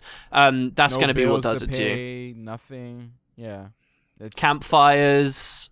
Yeah, I mean, good. Beautiful girls just, you know, wanting you. All right, they're kids. Ash not even knowing that Misty actually has some feelings, and they're not even saying anything. Like, I'm pretty sure the Japanese version has like a scene, right, where they like. It's got a scene where James from Team Rocket has boobs. Yeah, I remember that. Yeah. I've watched that episode. It was really weird. There's a lot of things that they cut out. There's actually some manga. There's a seizure episode. If you guys want to see some like really gory Pokemon, there's this guy on YouTube called the G-Wiz or Jwitz, I think it's called. His name, J-Witz, and he has like this episode talking about all this like not censored Pokemon, and also where like Pokemon get killed as well. Like, it's, like, cut in half and stuff. Like, it's realistic Pokemon. It's pretty great. Like, yeah. Wait, are you talking about Pokemon Origins that came out recently? No. Because that wasn't that gory. No, okay. No. That was awesome, but it's the manga, not an anime. Okay. Can you, man, if it was an anime, I would totally watch Pikachu get cut in half. Whoa. Yeah, dude. I wouldn't want Pikachu to get cut in half, actually. No, you said it now. You may as well just go with it. Well, no, like I would want to watch Pokemon die, because I mean they're just hitting each other over and over again, like Ash getting blown up every 2 seconds. No, that's good. Gritty and realistic Pokemon fights. You teach it like Flamethrower, and you watch another Pokemon legitimately get roasted. Can you imagine, realistically speaking, if there was a realistic episode of one Pokemon? You know, because Team Rocket is in every single episode. Oh my gosh, it's so annoying. If they, you know, every time they get blown up and they fly into the sky and a little star appears, they'll actually die. So that would actually be, Pokemon would actually be a lot better with them dead. Well, if it was realistic, they wouldn't get blown up into the sky, would they? They would just explode, right? And turn into dust, pretty much. Yeah. So that's slightly depressing. Okay. Dark moment. Fine. Dark moment of the podcast. We have to have it. So okay. There you go. So what else is there to mention about the story stuff? I wanted to talk to you. Bong, this is sort of a new topic, I guess, a bit. I was wondering what your predictions or hopes for the future are. Given that now we have another Elder Dragon on the table, Terraria is a game of chess, and a new piece has just been pulled out of the box. I'm on fire with these. What do you think they're going to do with it? For the story, I feel like I feel like I kind of hold it to a higher standard to engross me, but it's not grabbing me in, right, as I want to not consistently. So I feel like I hope they really focus on the features and the content of the game that are going to be, I guess, permanent. I mean, yeah, permanent, because usually they put time into this living story stuff and then it just kind of goes away. So you kind of have a feeling in the back of your mind like maybe they're not putting their all into this living story because it's just going to go away anyway.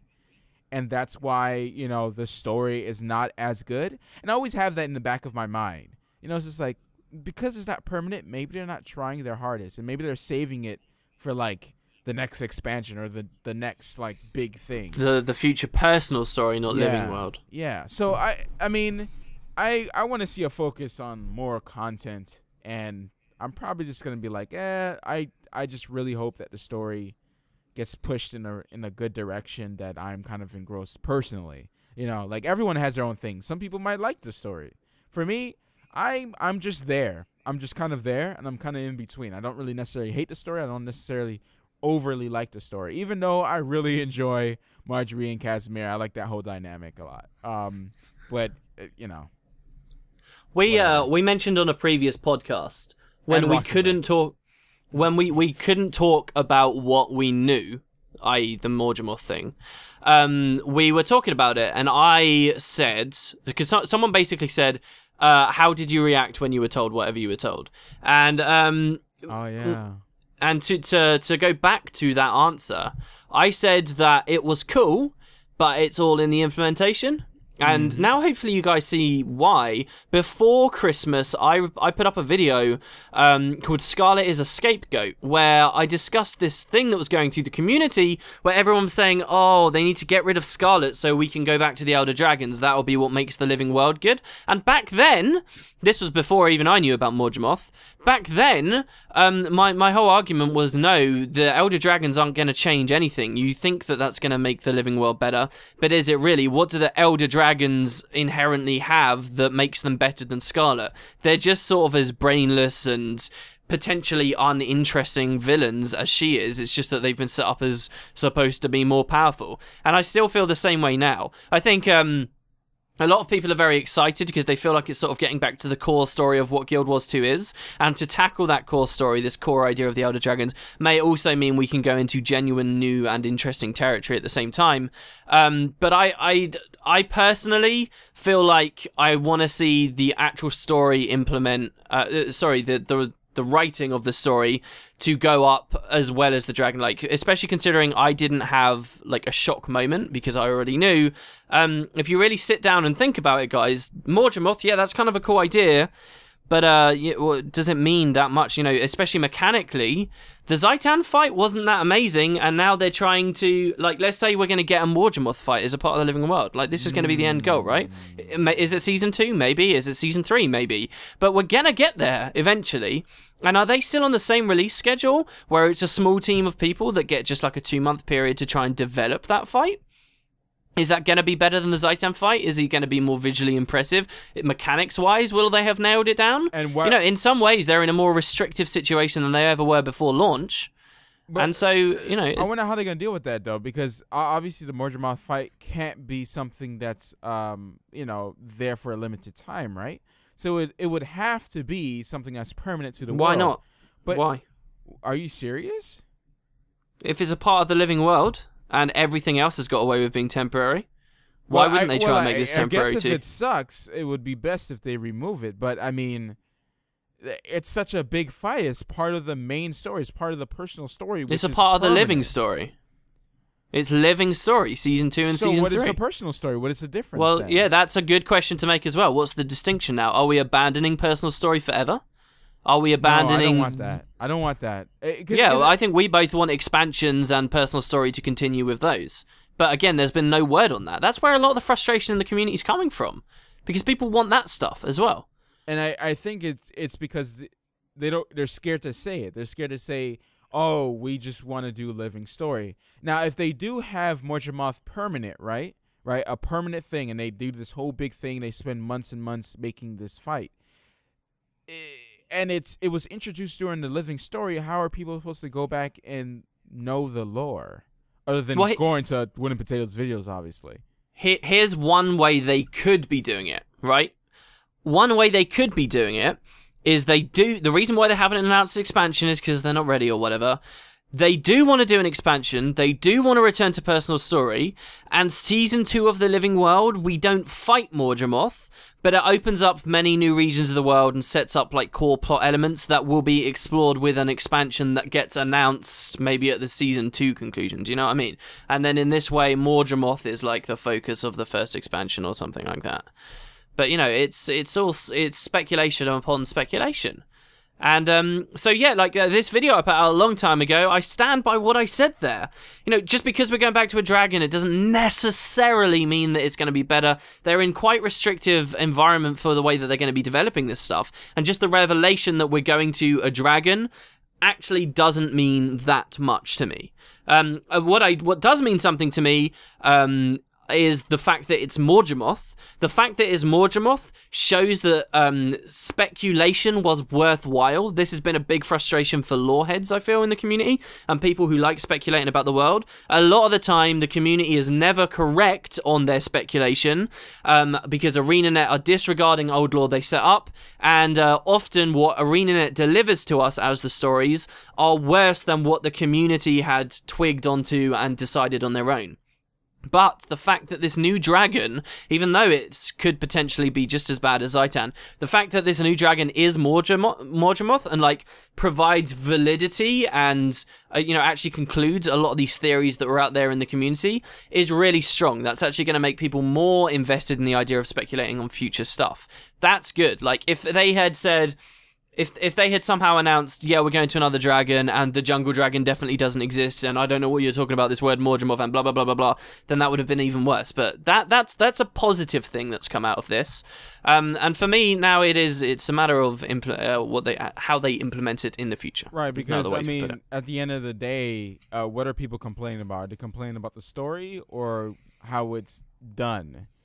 You know what I'm saying? It's like it doesn't matter if if the story is talking about a dragon or Scarlet, because it's gonna be done the same way. If it's done the same way, then they're gonna complain anyway. There's nothing that's gonna satisfy those people. They might as well just move on. You know? So yeah. I mean, it doesn't really matter what they're talking about. I mean, it could be totally different characters that this whole story was about.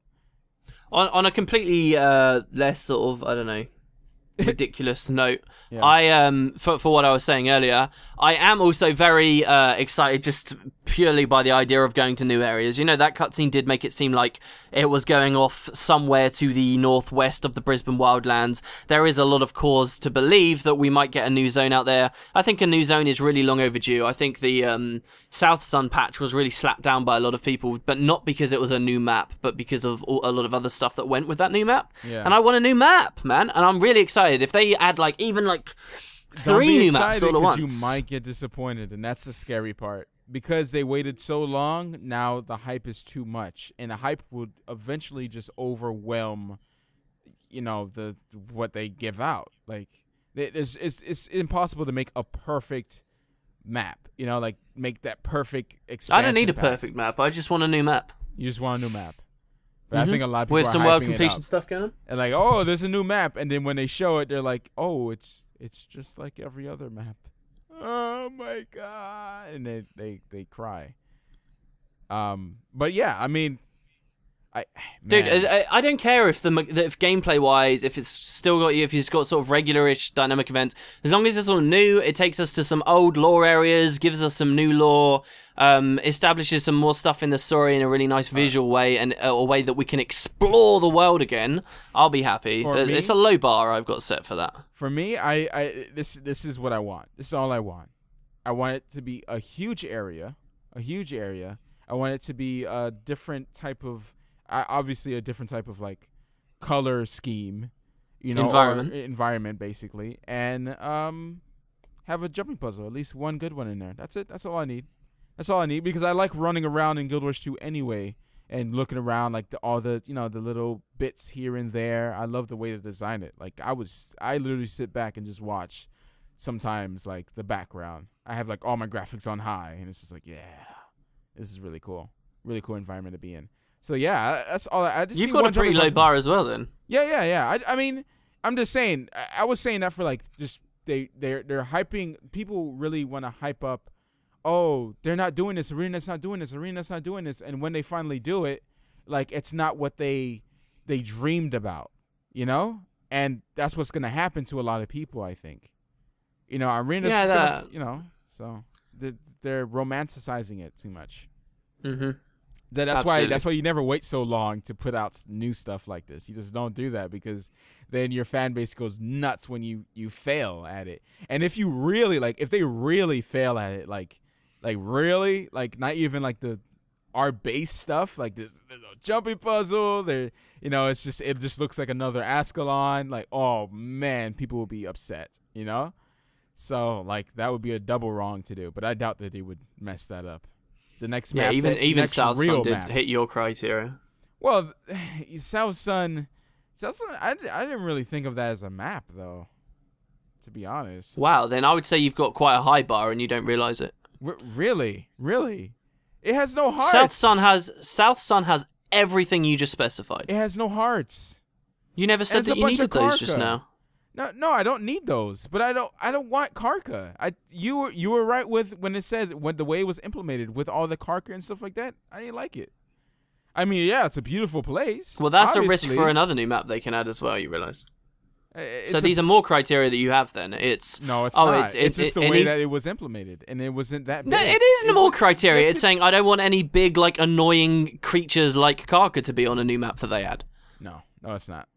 It's not going to be Karka, and all I need is not for it to be Karka. So you can't conceive of them creating another annoying enemy. It has nothing to do with the map. It has to do a lot about how they did with Lion's Arch, how laggy it was when I was there. All of that was really bad. So you don't want a new laggy map either? What do you mean? So you're telling me you want a laggy map? No, I'm not. I'm just saying so that means that's the criteria for you too then. Yeah, I'm not saying that. I'm saying that there's actually a lot of things that people are expecting with new maps, and a lot of things that can go wrong. You want it to work. I mean, obviously. I mean, what if you just log in and it just breaks? You want that too? I mean, that's just common sense, though. Yeah. Anyways. That's... we still got topics. We can go into the PSA section now. I don't want to fall through the floor either. Is that a criteria? Yeah, that's a criteria. Let's go on to Bong. I guess this doesn't really matter to you so much, but so that people know, because I think a lot of people won't have tried to participate in this content. They moved when Tequatl spawns. Before, he was always spawning at the exact same time as the Great Jungle Worm was, so you could only do one or the other, Worm or Tequatl. We actually sort of had grand ideas of killing both in the same window, which are now obviously gone because we can't do that. But really, it was pretty difficult for some people to get either the Worm or Tequatl because they were on the same hour, or maybe it didn't work for you. Well, now they both spawn at the same time, with the 2 hours apart or whatever. So, yeah, it is 2 hours apart. I almost thought for a second there it was every single hour, which was really weird. So if you've never done them before, if you maybe get home from work and you don't have that long to play the game or do this or that, that may have actually shifted to Tequatl now to be possible for you, or maybe even the Worm, perhaps you can now do. So just, I wanted to throw that out to everyone. I was reading the thread after this was announced, and a bunch of people were saying, oh, damn, this has cheated me out of being able to do it. But I think on the other hand, there's probably a big majority of people who have been ignoring this content because they feel like it's impossible with their time zones and when they can play, that now maybe it is. So Tech is there, and I heard Tech actually got a little bit harder as well, which is interesting, but probably worth it because he was really easy and much more rewarding to do than the Worm as well. Bong, another thing, you didn't have anything to add on the Worm thing, did you? No. Okay. Another thing, this was the thing I mentioned earlier. Yeah, for some reason, at least today that we're recording, the Watchwork Nights have been bugged. So it used to actually be really good for rewards, at least in Lion's Arch. 15 champ bags for barely any effort at all every hour was pretty great, as long as you just went in there every time. You didn't even have to be playing the game for the full hour, obviously. Pretty cool. But now, like, they're bugged. I don't know whether that's a complete removal that's intentional from the devs or not, but that is something that's going on. And this is an interesting one, this next one, alright? Ready? Bong. Bong. Hello, everybody, and welcome to the Daily Deal. What is the Daily Deal? Is it actually a daily deal, or is it like a weekend deal? No, there's daily deals going on in Guild Wars 2. As soon as this podcast goes up, it's going to be too late. You're talking about in Guild Wars 2. Every day in Guild Wars 2, there's a new daily deal going on. Today, and yeah, this is the irrelevant My brain bit. switched just now. Yeah, the one for today is the flute. So, do you fancy buying a flute? Yes, actually, yes. Guild Wars 2? There's been some good videos of people using those. I might go in and actually get one. I mean, I kind of want... I was looking It's not free. Well, I obviously... It's a deal. How much is it? How much is it? Like 600 gems, I think, maybe less. Oh, that's too much. That's too much. I'd rather get an extra bag slot for my engineer. Oh, okay, fair enough. But yeah, so that's going on, guys. Daily deals. That is after, their weekly deals ended. The final week, by the way, that was Black Lion Keys. I never announced that on the last podcast, but it was Black Lion Keys. And it was actually weird because you can buy a single key, 5 keys, or 25 keys. And under the sale, it was most profitable to only buy them in bunches of 5 for some reason. I don't know how that ended up working out. I bought 5 keys, and I got... And you got... Wait for it. I think I got enough scraps to get a Black Lion nice. Weapon.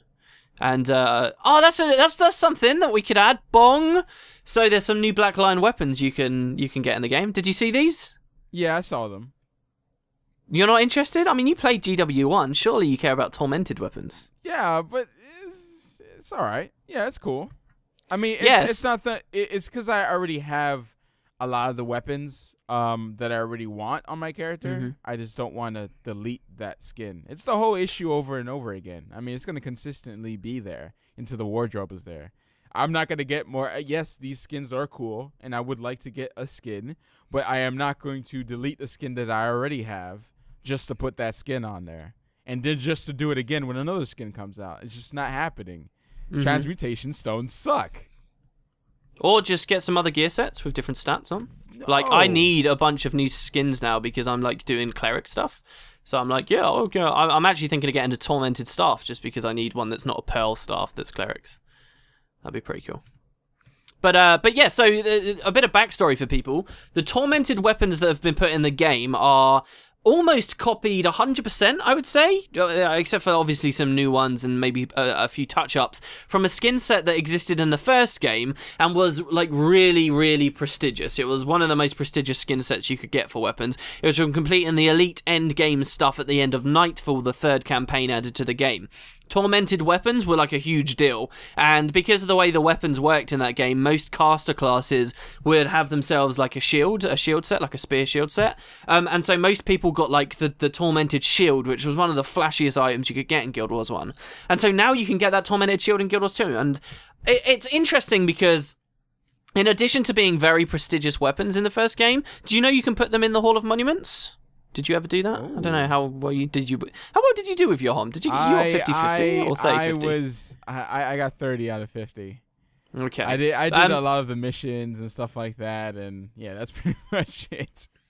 I didn't go any crazy to get the 50 one. No. To get the 50 out of 50, you had to donate one of these weapons to your Hall of Monuments, one of these tormented weapons.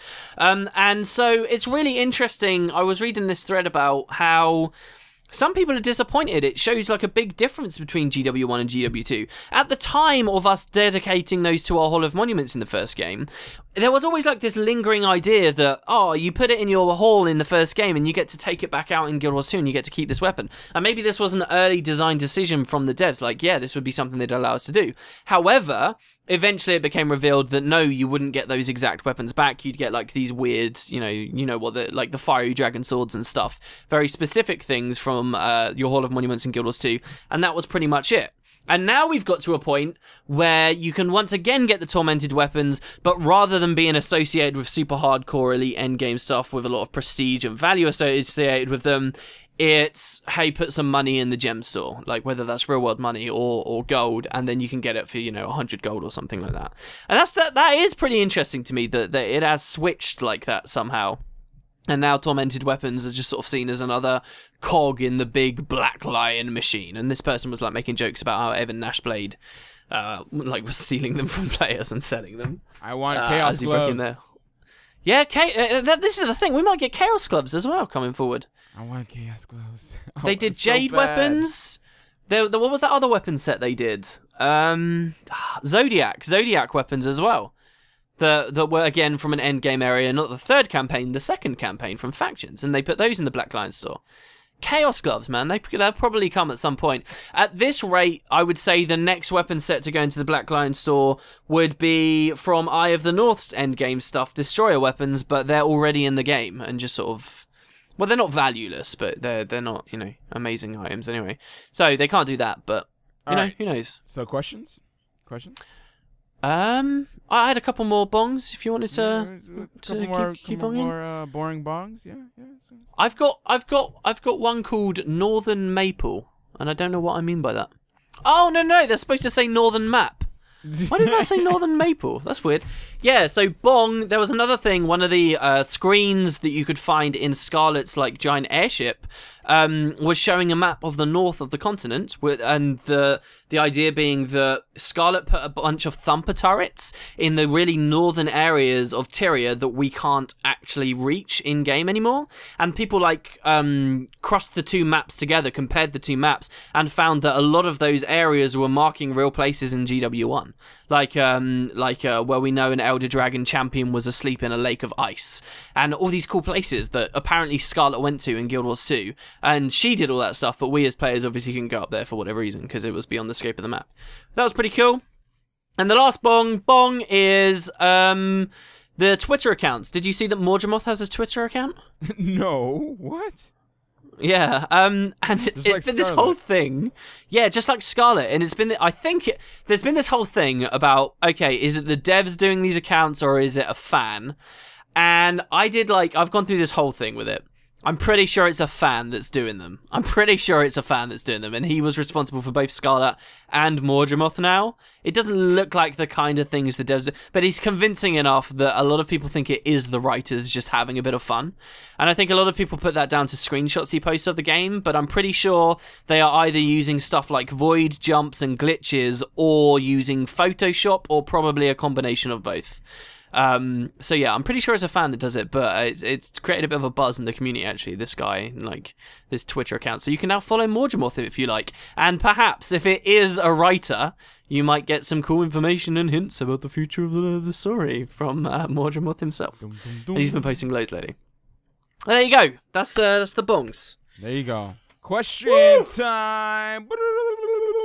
Question time. Everybody's asking questions about the game. Don't think that's how that song goes at all. All I know is the question time. I don't even... Is that even the... It's just not question time, is it? It is. Something it is else. Question time, actually. Is it? It is. It is question time. Is that... No, but the song. Is that how the song goes? What is that from? I think I've heard a character on The Office singing it. Oh, no, I haven't watched all no, it is. It's an Office song, and it's not question time, it's closing time. Oh my god. That's really bad. If people want to, look up Andy Bernard singing Closing Time from Season 8 of The Office. Possibly the first episode of Season 8. I'm letting my Office nerd in show. I need to put it away before I get too embarrassed. Are you ready?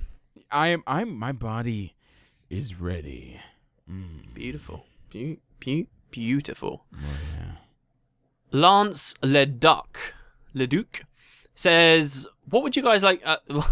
What would you guys like to see for season 2 based on what we know now?" Yeah, we already answered that. Well, okay, so I've got this idea, right, about how we could go into the Brisbane Wildlands. Yeah.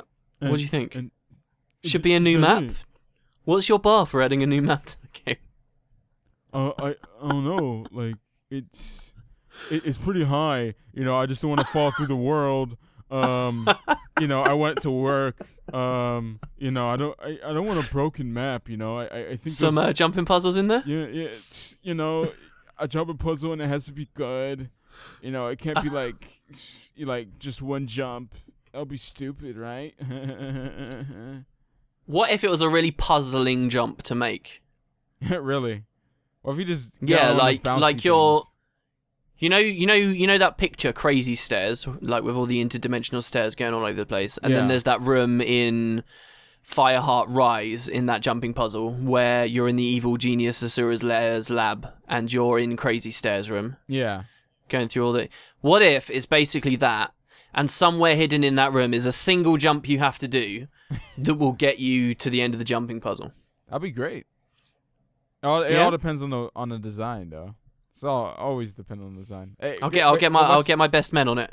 But once you know how to do it, well, I guess it could constantly change, kind of like how that puzzle was.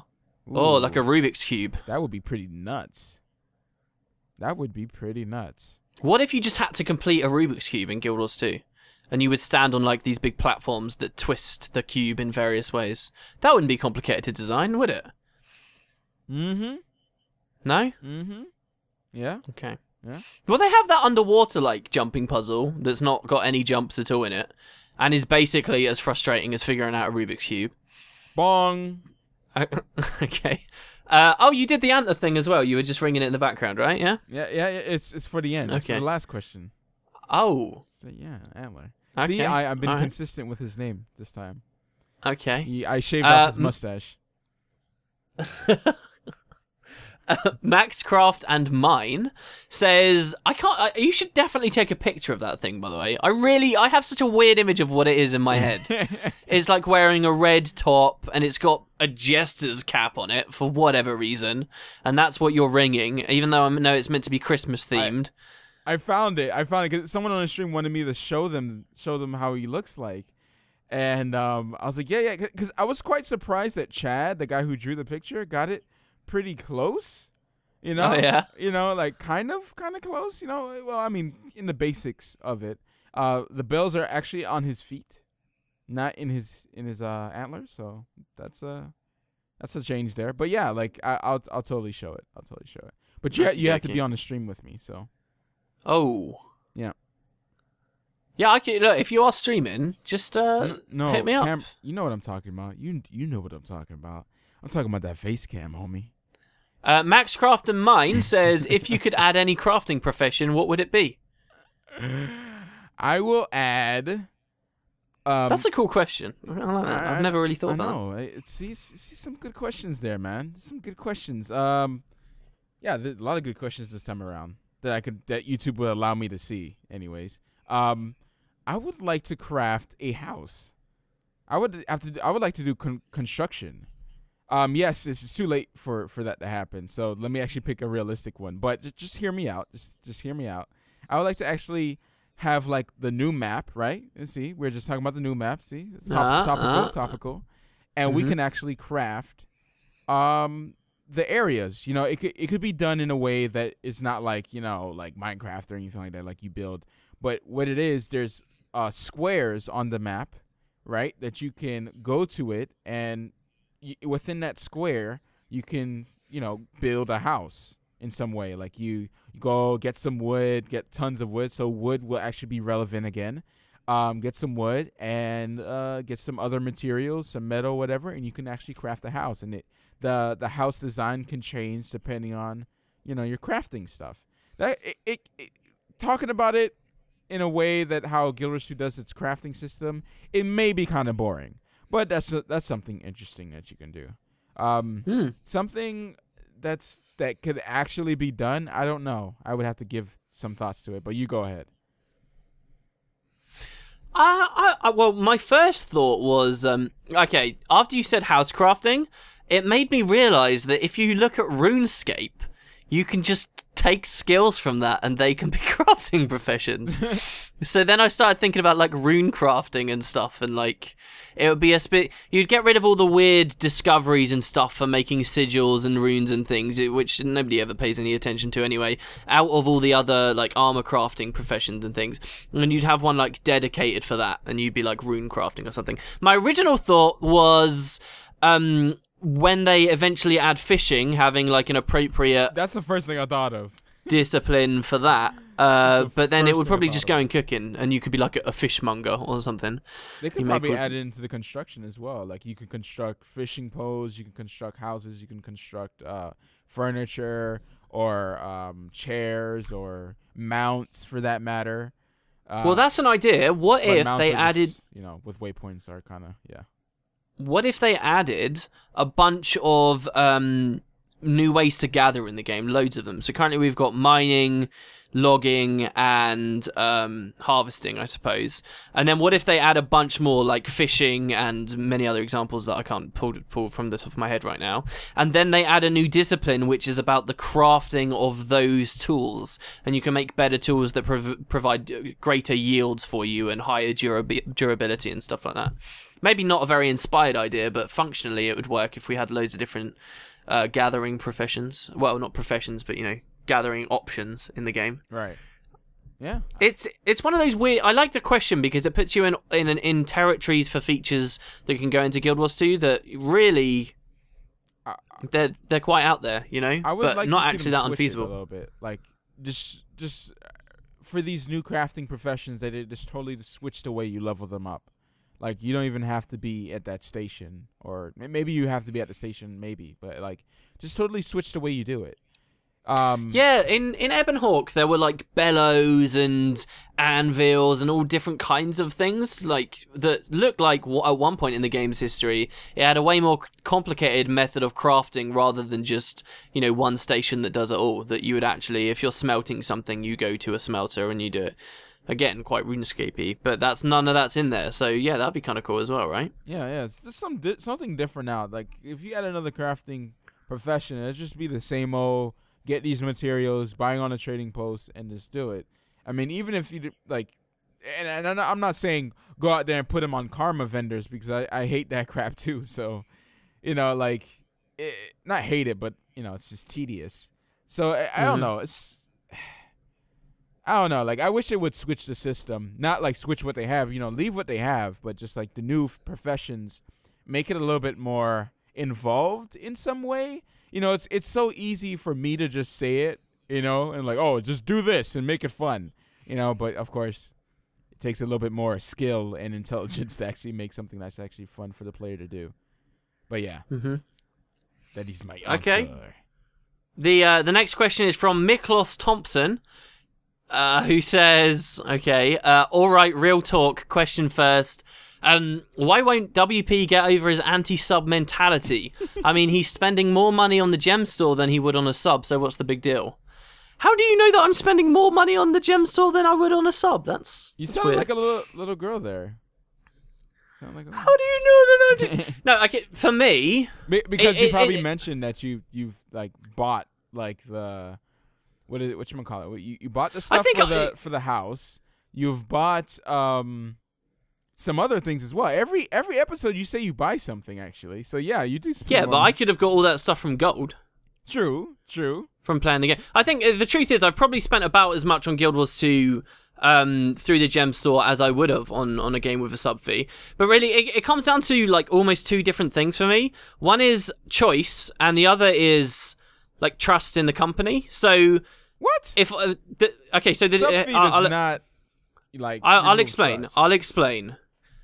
With the model that Guild Wars 2 offers, I have the choice to spend my real world money whenever I like, and I get something tangible out of it. With a sub fee, you're giving the money wholesale to another company. Well, to the company. And the idea behind that sub fee, because it is a complete lie that everyone is familiar with now, that the idea that an MMO needs a sub fee to support its servers. Server fees are not a part of this anymore, right? You are giving them the money. The excuse for this fee to exist is so that they can continue to develop and work on the game. And yet I'm just giving them the money. I have to trust that they will follow through on that promise. And from what I have seen with other MMOs, their release schedules, and the type of content that goes into them, especially when they also have cash shops for that content, I don't think I'm getting a return on that investment. They're making you pay a sub fee because you are being forced to have that sub fee, and very rarely actually following through on that money. With the model that Guild Wars 2 offers and other free-to-play games, I spend money, I get something. There's no question of trust there. It's, oh, you've given us money here, now you actually get some in-game good. I don't care whether it's a real good or a fake good. That doesn't come down to it for me. If I'm invested in the game, then I'll invest real world money in it at the same time. It's not a question of me trying to be cheaper by playing a free-to-play game than it is by playing a game with a subscription fee. It's just that question of I know what my money's going on.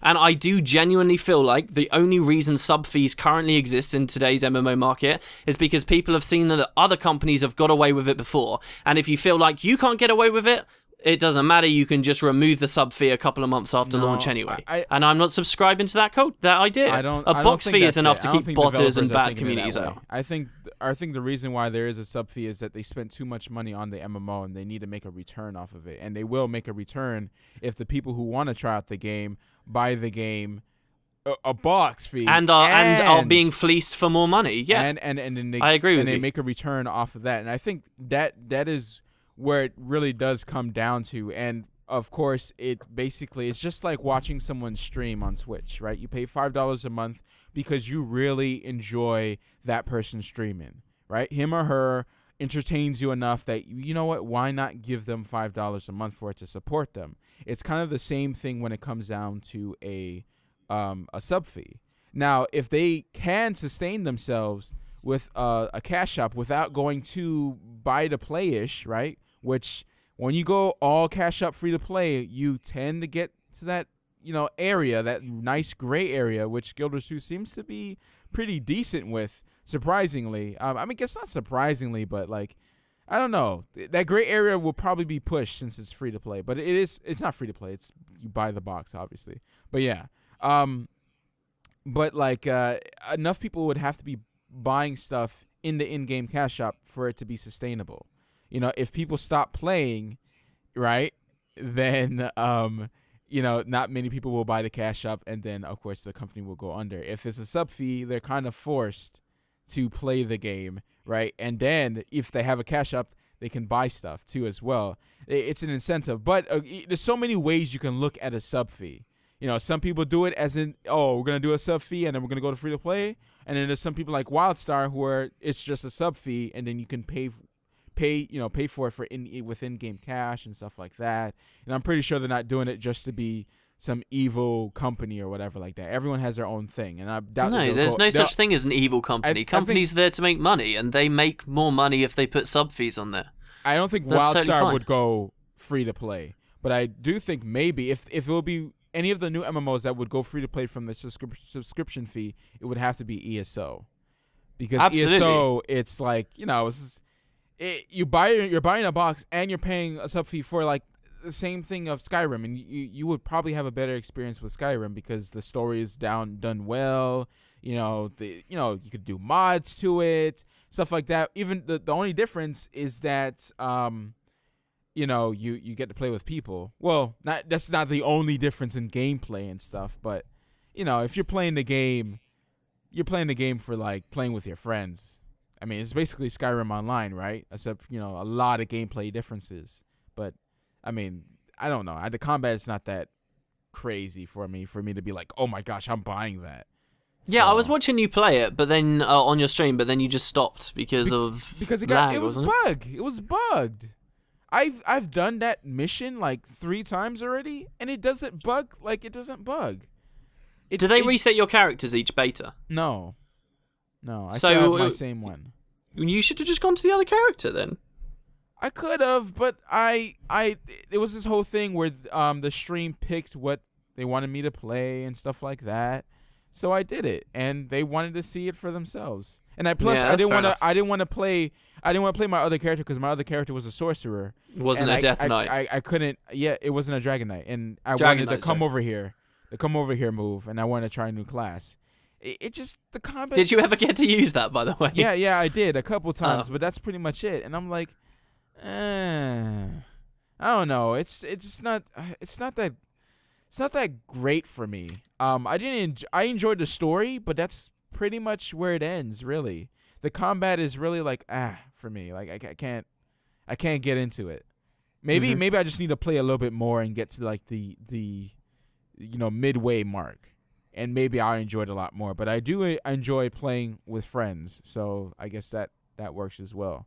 I don't see this whole any MMO gets a billion times better if you've got people playing with you. Yeah, any game. It could be a horror game. A horrible game. Ooh, don't say that. No, come on. It could be a horrible game. It could be a horrible game. Sorry. Oh, I thought you said horror game. I was like, what? Horrible. Yeah, that's why I had to repeat myself. Horrible. Okay. Yeah, it could be a horrible game, and you could play it. I've played tons of horrible games back in the day, especially Xbox indie games. There's an indie game section, and you can download all this crap, and most of it is really all this bad crap. Yeah, it's really bad crap. Like some of them are really good, and some of them are just really bad, and the clones of Minecraft, basically. But yeah. There you go. So before we go to the other question, just to wrap up, I think it makes sense why companies attach sub fees to games. And I think people are suckers for falling for them. I don't think they're necessary all the time. I don't think companies are evil for putting sub fees on them, and they're there to make money. But I, as a consumer, choose not to for the reasons I said earlier. Right. And if you're for sub fee or you're not for sub fee, I mean, everyone has their own reasons. No one has $15 to pay for that. The next question is from. How do I say this? God damn it, this person. I think this person's asked before. Aman Singh? Singh. I feel like there's a specific pronunciation that goes with that I just don't know. Whatever. Do you think the new Godzilla will be good? And will you go see it? Would Zaitan stand a chance against the Big G? No way. Zaitan is a wuss compared to the Big G, son. The Big G is going, and then Zaitan would just go, poof. I've never really watched a Godzilla film. Oh, wow, dude. I mean, I'm familiar with who Godzilla is and basically the whole story, but I've never, I know that it's sort of the Western world's response to Japanese monster movies, but is it copied wholesale? You just need a big monster and Chinese people screaming. See, I really liked that movie Cloverfield, even though a lot of people didn't like it. I liked it. I loved it. Perhaps I was a little young and naive when it came out, but it was good, man. I enjoyed that film. Well, I wouldn't say loved it. I keep using that word loosely. You know what I'm saying? It's good. Enthusiasm. People like enthusiasm. It's good. I enjoyed that movie a lot. I enjoyed it. I guess it was right around where I was just enjoying the found footage stuff, even though I never watched Paranormal Activity because I feel like I'd be pretty freaked out by at least the first Paranormal Activity. I feel like it does look like I've seen a screenshot of that. It's not called a screenshot, is it? A still? Where it's like a scene where it's like the ghost or whatever it is just staring. Oh no, like the wife gets possessed or something and she just stands up and stares at her husband while he sleeps all night. Like stuff like that does actually get under my skin a bit. I feel like that would be a pretty scary movie, but I've never seen it. Wait, what is that found footage? Yeah, it is. And what was the other one as well? Blair Witch was like the first found footage thing, right? That everyone was like, whoa, you can earn money on a movie with no budget? Okay. Or like very low budget, I suppose. Yeah, but yeah, I never got Chronicle as well, which people didn't agree with me, but I enjoyed. I don't know, it was one of my favorite films. The acting was on point for me. Especially I don't think I've even heard of that. What is that film? What are you talking about?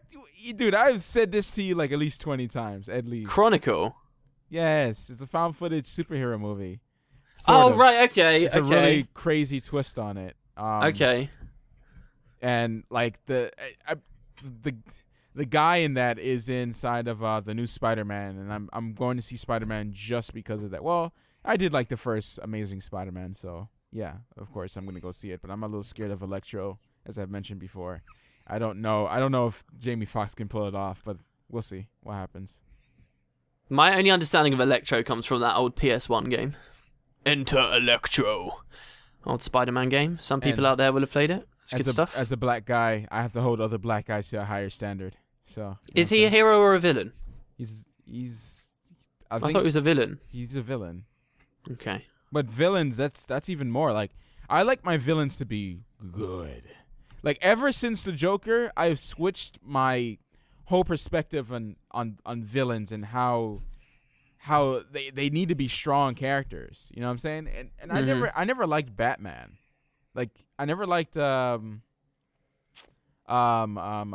Christopher, not Christopher. What's it? Christian Bane? Christian Bane? Bane?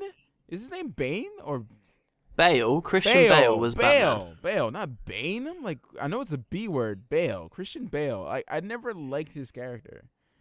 I've always watched Batman for he was overhyped hard, actually. It was okay, but I think it was definitely a situation. Everyone loved his accent.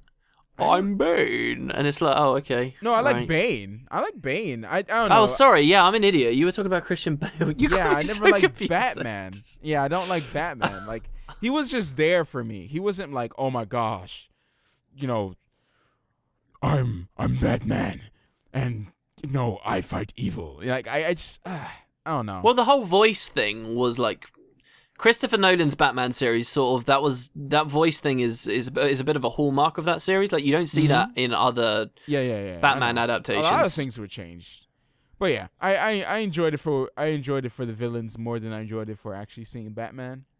Yeah, and I agree with you. I do. Now that I think about that series, actually, he's not that. Yeah, compelling. I had to think back at it because I was like every time I mention why I like the Dark Knight so much, it was always about the Joker. It was never about Batman. Or what's the other guy? Harry Oswald? Two-Face. What's his name? Oh my god, that was the Spider-Man dude, wasn't it? That I was just talking about. Whatever. Two-Face was alright in it as well. Henry something. I don't know. I'm not a huge Batman head. I see. I'm kind of am-ish, but I go blank when I'm on this podcast. I'm seriously like stupid when I'm on this podcast. I forget all my movie names, everything. But yeah, there we go. We're cool. on the question, it just means you don't get wrapped up in celebrity life. Yeah, the question's about. I just said that. Jeez. The question is about Godzilla and whether he could fight. I probably won't see it at the cinema. I might see it when it comes out on DVD. Your favorite meth cooker is going to be in there. Yeah, but he's not though, is he? Oh, is he? Oh, you didn't know? Yeah, dude. Bryan Cranston's in. Oh my god, he is. Yeah, I remember actually because he was in the trailer, wasn't he? Yeah. Yeah, and the trailer. Oh my! Actually, I am a little bit more excited about this film than I realized because the trailers had all that stuff about. Like the very first one was that quote from the guy who said, "I am become death, destroyer of worlds" or whatever. The guy to create the first nuclear bomb. Yeah, I remember, and it was like all a quote. And then they set up in the story for the new trailer that those tests didn't create Godzilla, which is like the traditional story. Correct me if I'm wrong, but instead. They were trying to kill Godzilla already, and by nuking him, they woke him up. And so it's a Godzilla film where they've set up as well, obviously, that nukes don't work, which is a pretty cool idea. And he's like the embodiment of nature, reclaiming Mother Earth. There's a lot of, I think there's different interpretations. I'm not like super Godzilla fan, but I remember them. Godzilla being able to lay eggs, and then there was another movie about the egg that survived after they nuked it and stuff like that, like crazy stuff. Like there's so much stuff there than people really realize. So Godzilla's a go. I guess one of them were at least. But yeah, like there was an egg at the end of like I can't remember. I mean, I watched some old Godzilla, and then some later on ones in the 2000s. I think they came out. Yeah, these were years ago, though. Years ago. All right, so Bong, I guess? Bong? Yeah, okay. Zaitan will obviously, that's not even... It's not even a question. Zaitan's obviously in terms of scale, I do think still Godzilla is far larger than Zaitan was. All he's going to do is, like, crawl onto a building. Godzilla just, like, smashes through buildings like crazy. Wow. There should be like a Guild Wars 2 monster movie where it's just all the biggest stuff fighting one another. That'd be cool. Sean Lane asks, quick question. If you could cosplay as any character from Guild Wars 2 in real life, who would you pick and where would you wear the costume? I'm leaning towards Scarlet for Tinder Taters because it works on so many levels. So Air, Air? No, I was obviously joking. Come on. How would you do that? I'm going to add another clause. So Air I will go could be get on... some surgery. Okay, for what? The obvious parts that I need. Gain a little bit of weight as well. I got to be chunky. Cheese bread, and strawberry jam. But she's quite tall as well. So how are you going to deal with that? I'm going to get robot legs. You've seen those new robots now, right? They're like running around. Oh yeah, I've seen those new robots. Yeah, they're all over scary, place. Man. Like seriously. Oh my gosh! Didn't we have a discussion about robots? Yeah, we did. So we're just gonna leave it there. That's so weird, dude. How did we have a discussion about robots last week on the podcast? How do we have a discussion about any of this stuff? Like, I swear. Why are we talking about robots right now? Oh, the legs. Okay. Okay, yeah. Go ahead, and I'll think of something. Okay. Go ahead. I would. Yeah, no, I'm thinking as well. I don't know. I would play as Logan Thackeray, and I would prove that he is the hero everybody deserves. How long is your hair? It's really short. I cut it short just the other day because I'm sick of I can't let it get very long now without it looking, really bad because my hairline's going back. So it's like, whoa, if you're now. Oh, I've said that a bazillion times. No, you haven't. If I absolutely have. But yeah, so it gets to this horrible point where you I don't know. There's a few actors out there as well that you see on them, and you're like, oh, come on. So you got to just shave it short. It's not shaved. My hair isn't shaved, but it's getting to that point where it has to be a bit short. So I'd have to have someone with short hair. But the thing is, you have short hair, and it opens you up to you doing a lot of wigs as well, a lot of wig work. Ooh. So you're saying that you have a closet full of just wigs and dresses and stuff, and frilly things, yeah, frilly. Yeah. All the ones that you wrap around your neck. You're like, oh, I look so hot. I mean, cute. Yeah. No, I don't know what you're talking about. What's that? So when you said you had a girlfriend, were you talking about your alternate personality? Yeah, the one that appears in the mirror. It's quite good. Do you take yourself out to eat as well? Yeah, if you want to go to a restaurant, put a mirror on the other chair, a big mirror as well, and then just sit there reading a book and occasionally looking up. Or you could totally do makeup and lipstick on half your face and have the mirror so it only shows half your face. Oh, this is just getting weird now. What? Okay, yeah. So I'm going to go with Logan. Who are you going with? Can you imagine the waiter coming to the table as you set up your mirror on the others? And then is this... there's that really awkward moment where the waiter has to ask, how many are you ordering for? And they don't know whether they should actually ask it or not. Because is it just an elaborate joke or is this an actual crazy person I'm serving this evening? If it is a crazy person, this could be pretty bad, but it could also mean I get a really big tip because he doesn't understand the worth of money. A lot of crazy people are rich for some reason, so you never know. It might get $100,000 tip, so it could happen. But sadly, you work at one of those places where they just take the tips and. Yeah, it's one of those places where they add gratuity to the check. It's like, damn it, I'm not giving you a damn tip now.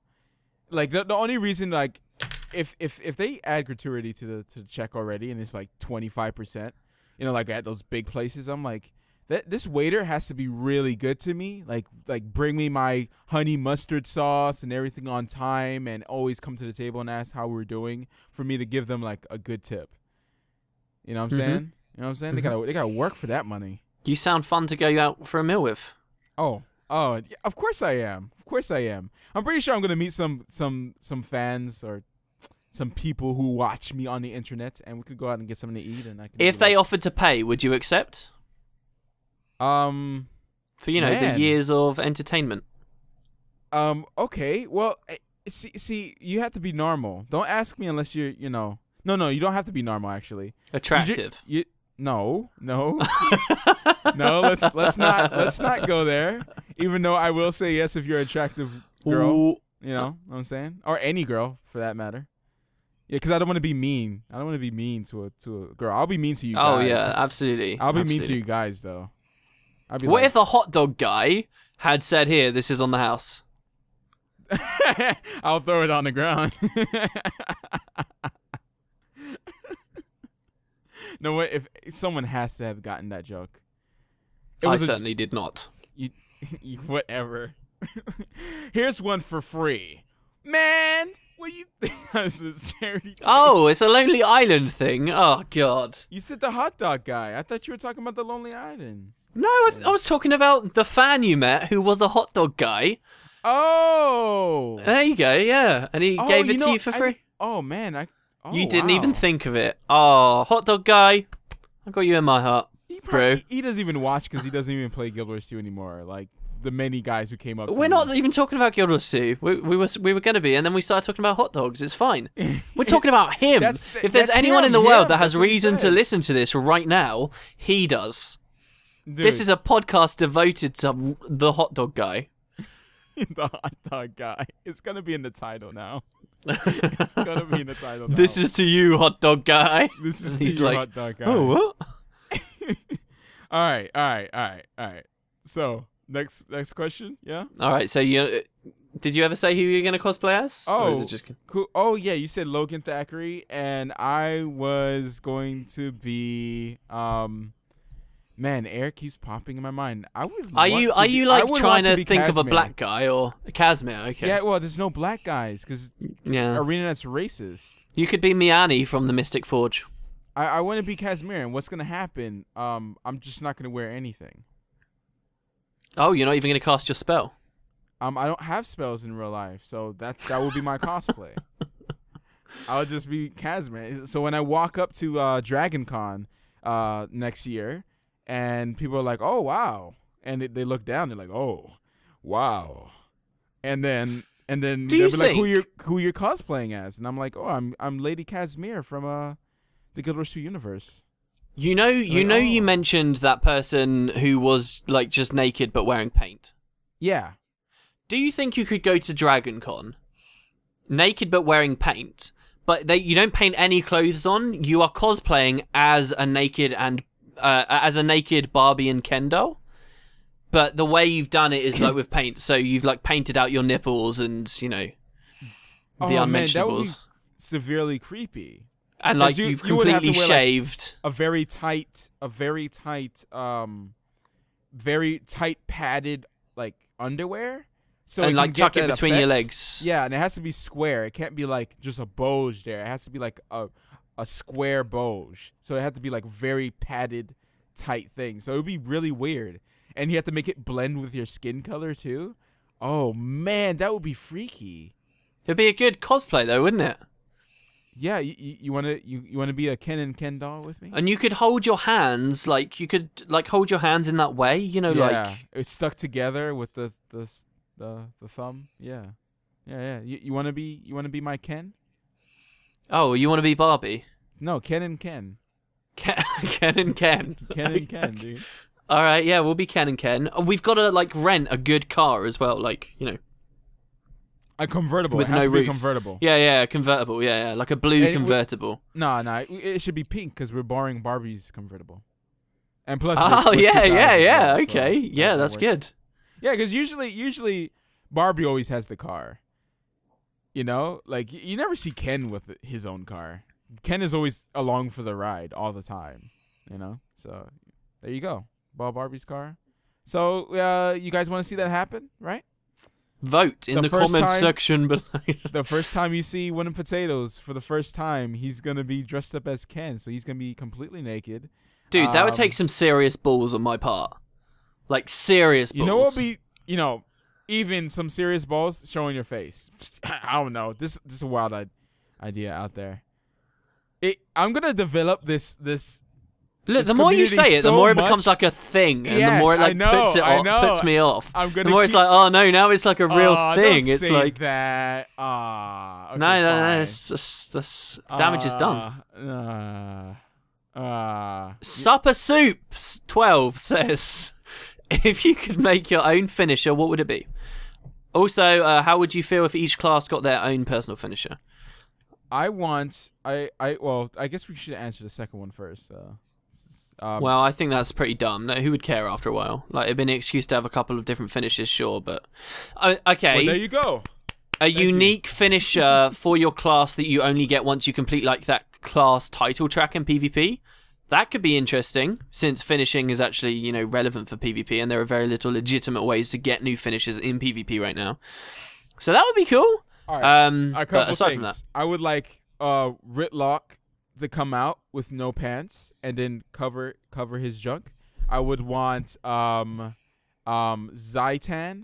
to just fall on top of the character. Yeah, that's good. That is good, because that's like, you know how in Zergs you can't really see what's going on? Yeah. Well, if you have just a Zaitan come down, everyone knows, hey, Matt Visual just stomped someone. And I also would like to have a Hobotron finisher.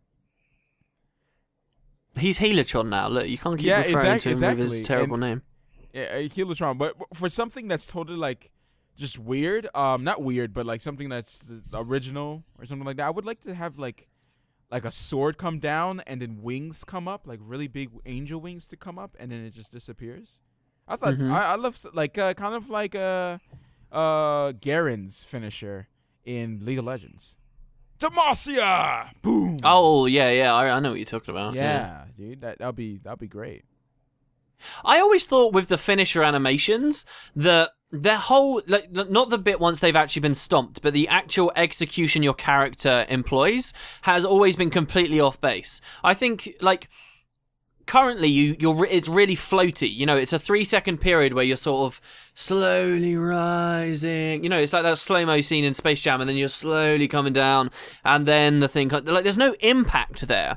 And particularly for PvP, I think it would be so much better if, like, the stomp, it can still take 3 seconds, but it's a real wind-up. It's like you're really sort of charging up, and then suddenly you just get up and you slam down, and, and then the finisher goes off. That'd be really cool. Like, I think that specific part of the animation for all finishers needs to be refined. That's going to make stomping people feel way, way, way more responsive. Won't they change those? Won't they change those entirely? And you can pick those as well. I mean, that'll be too much work, but can you imagine, like, if you've watched anything? Well, you can look it up.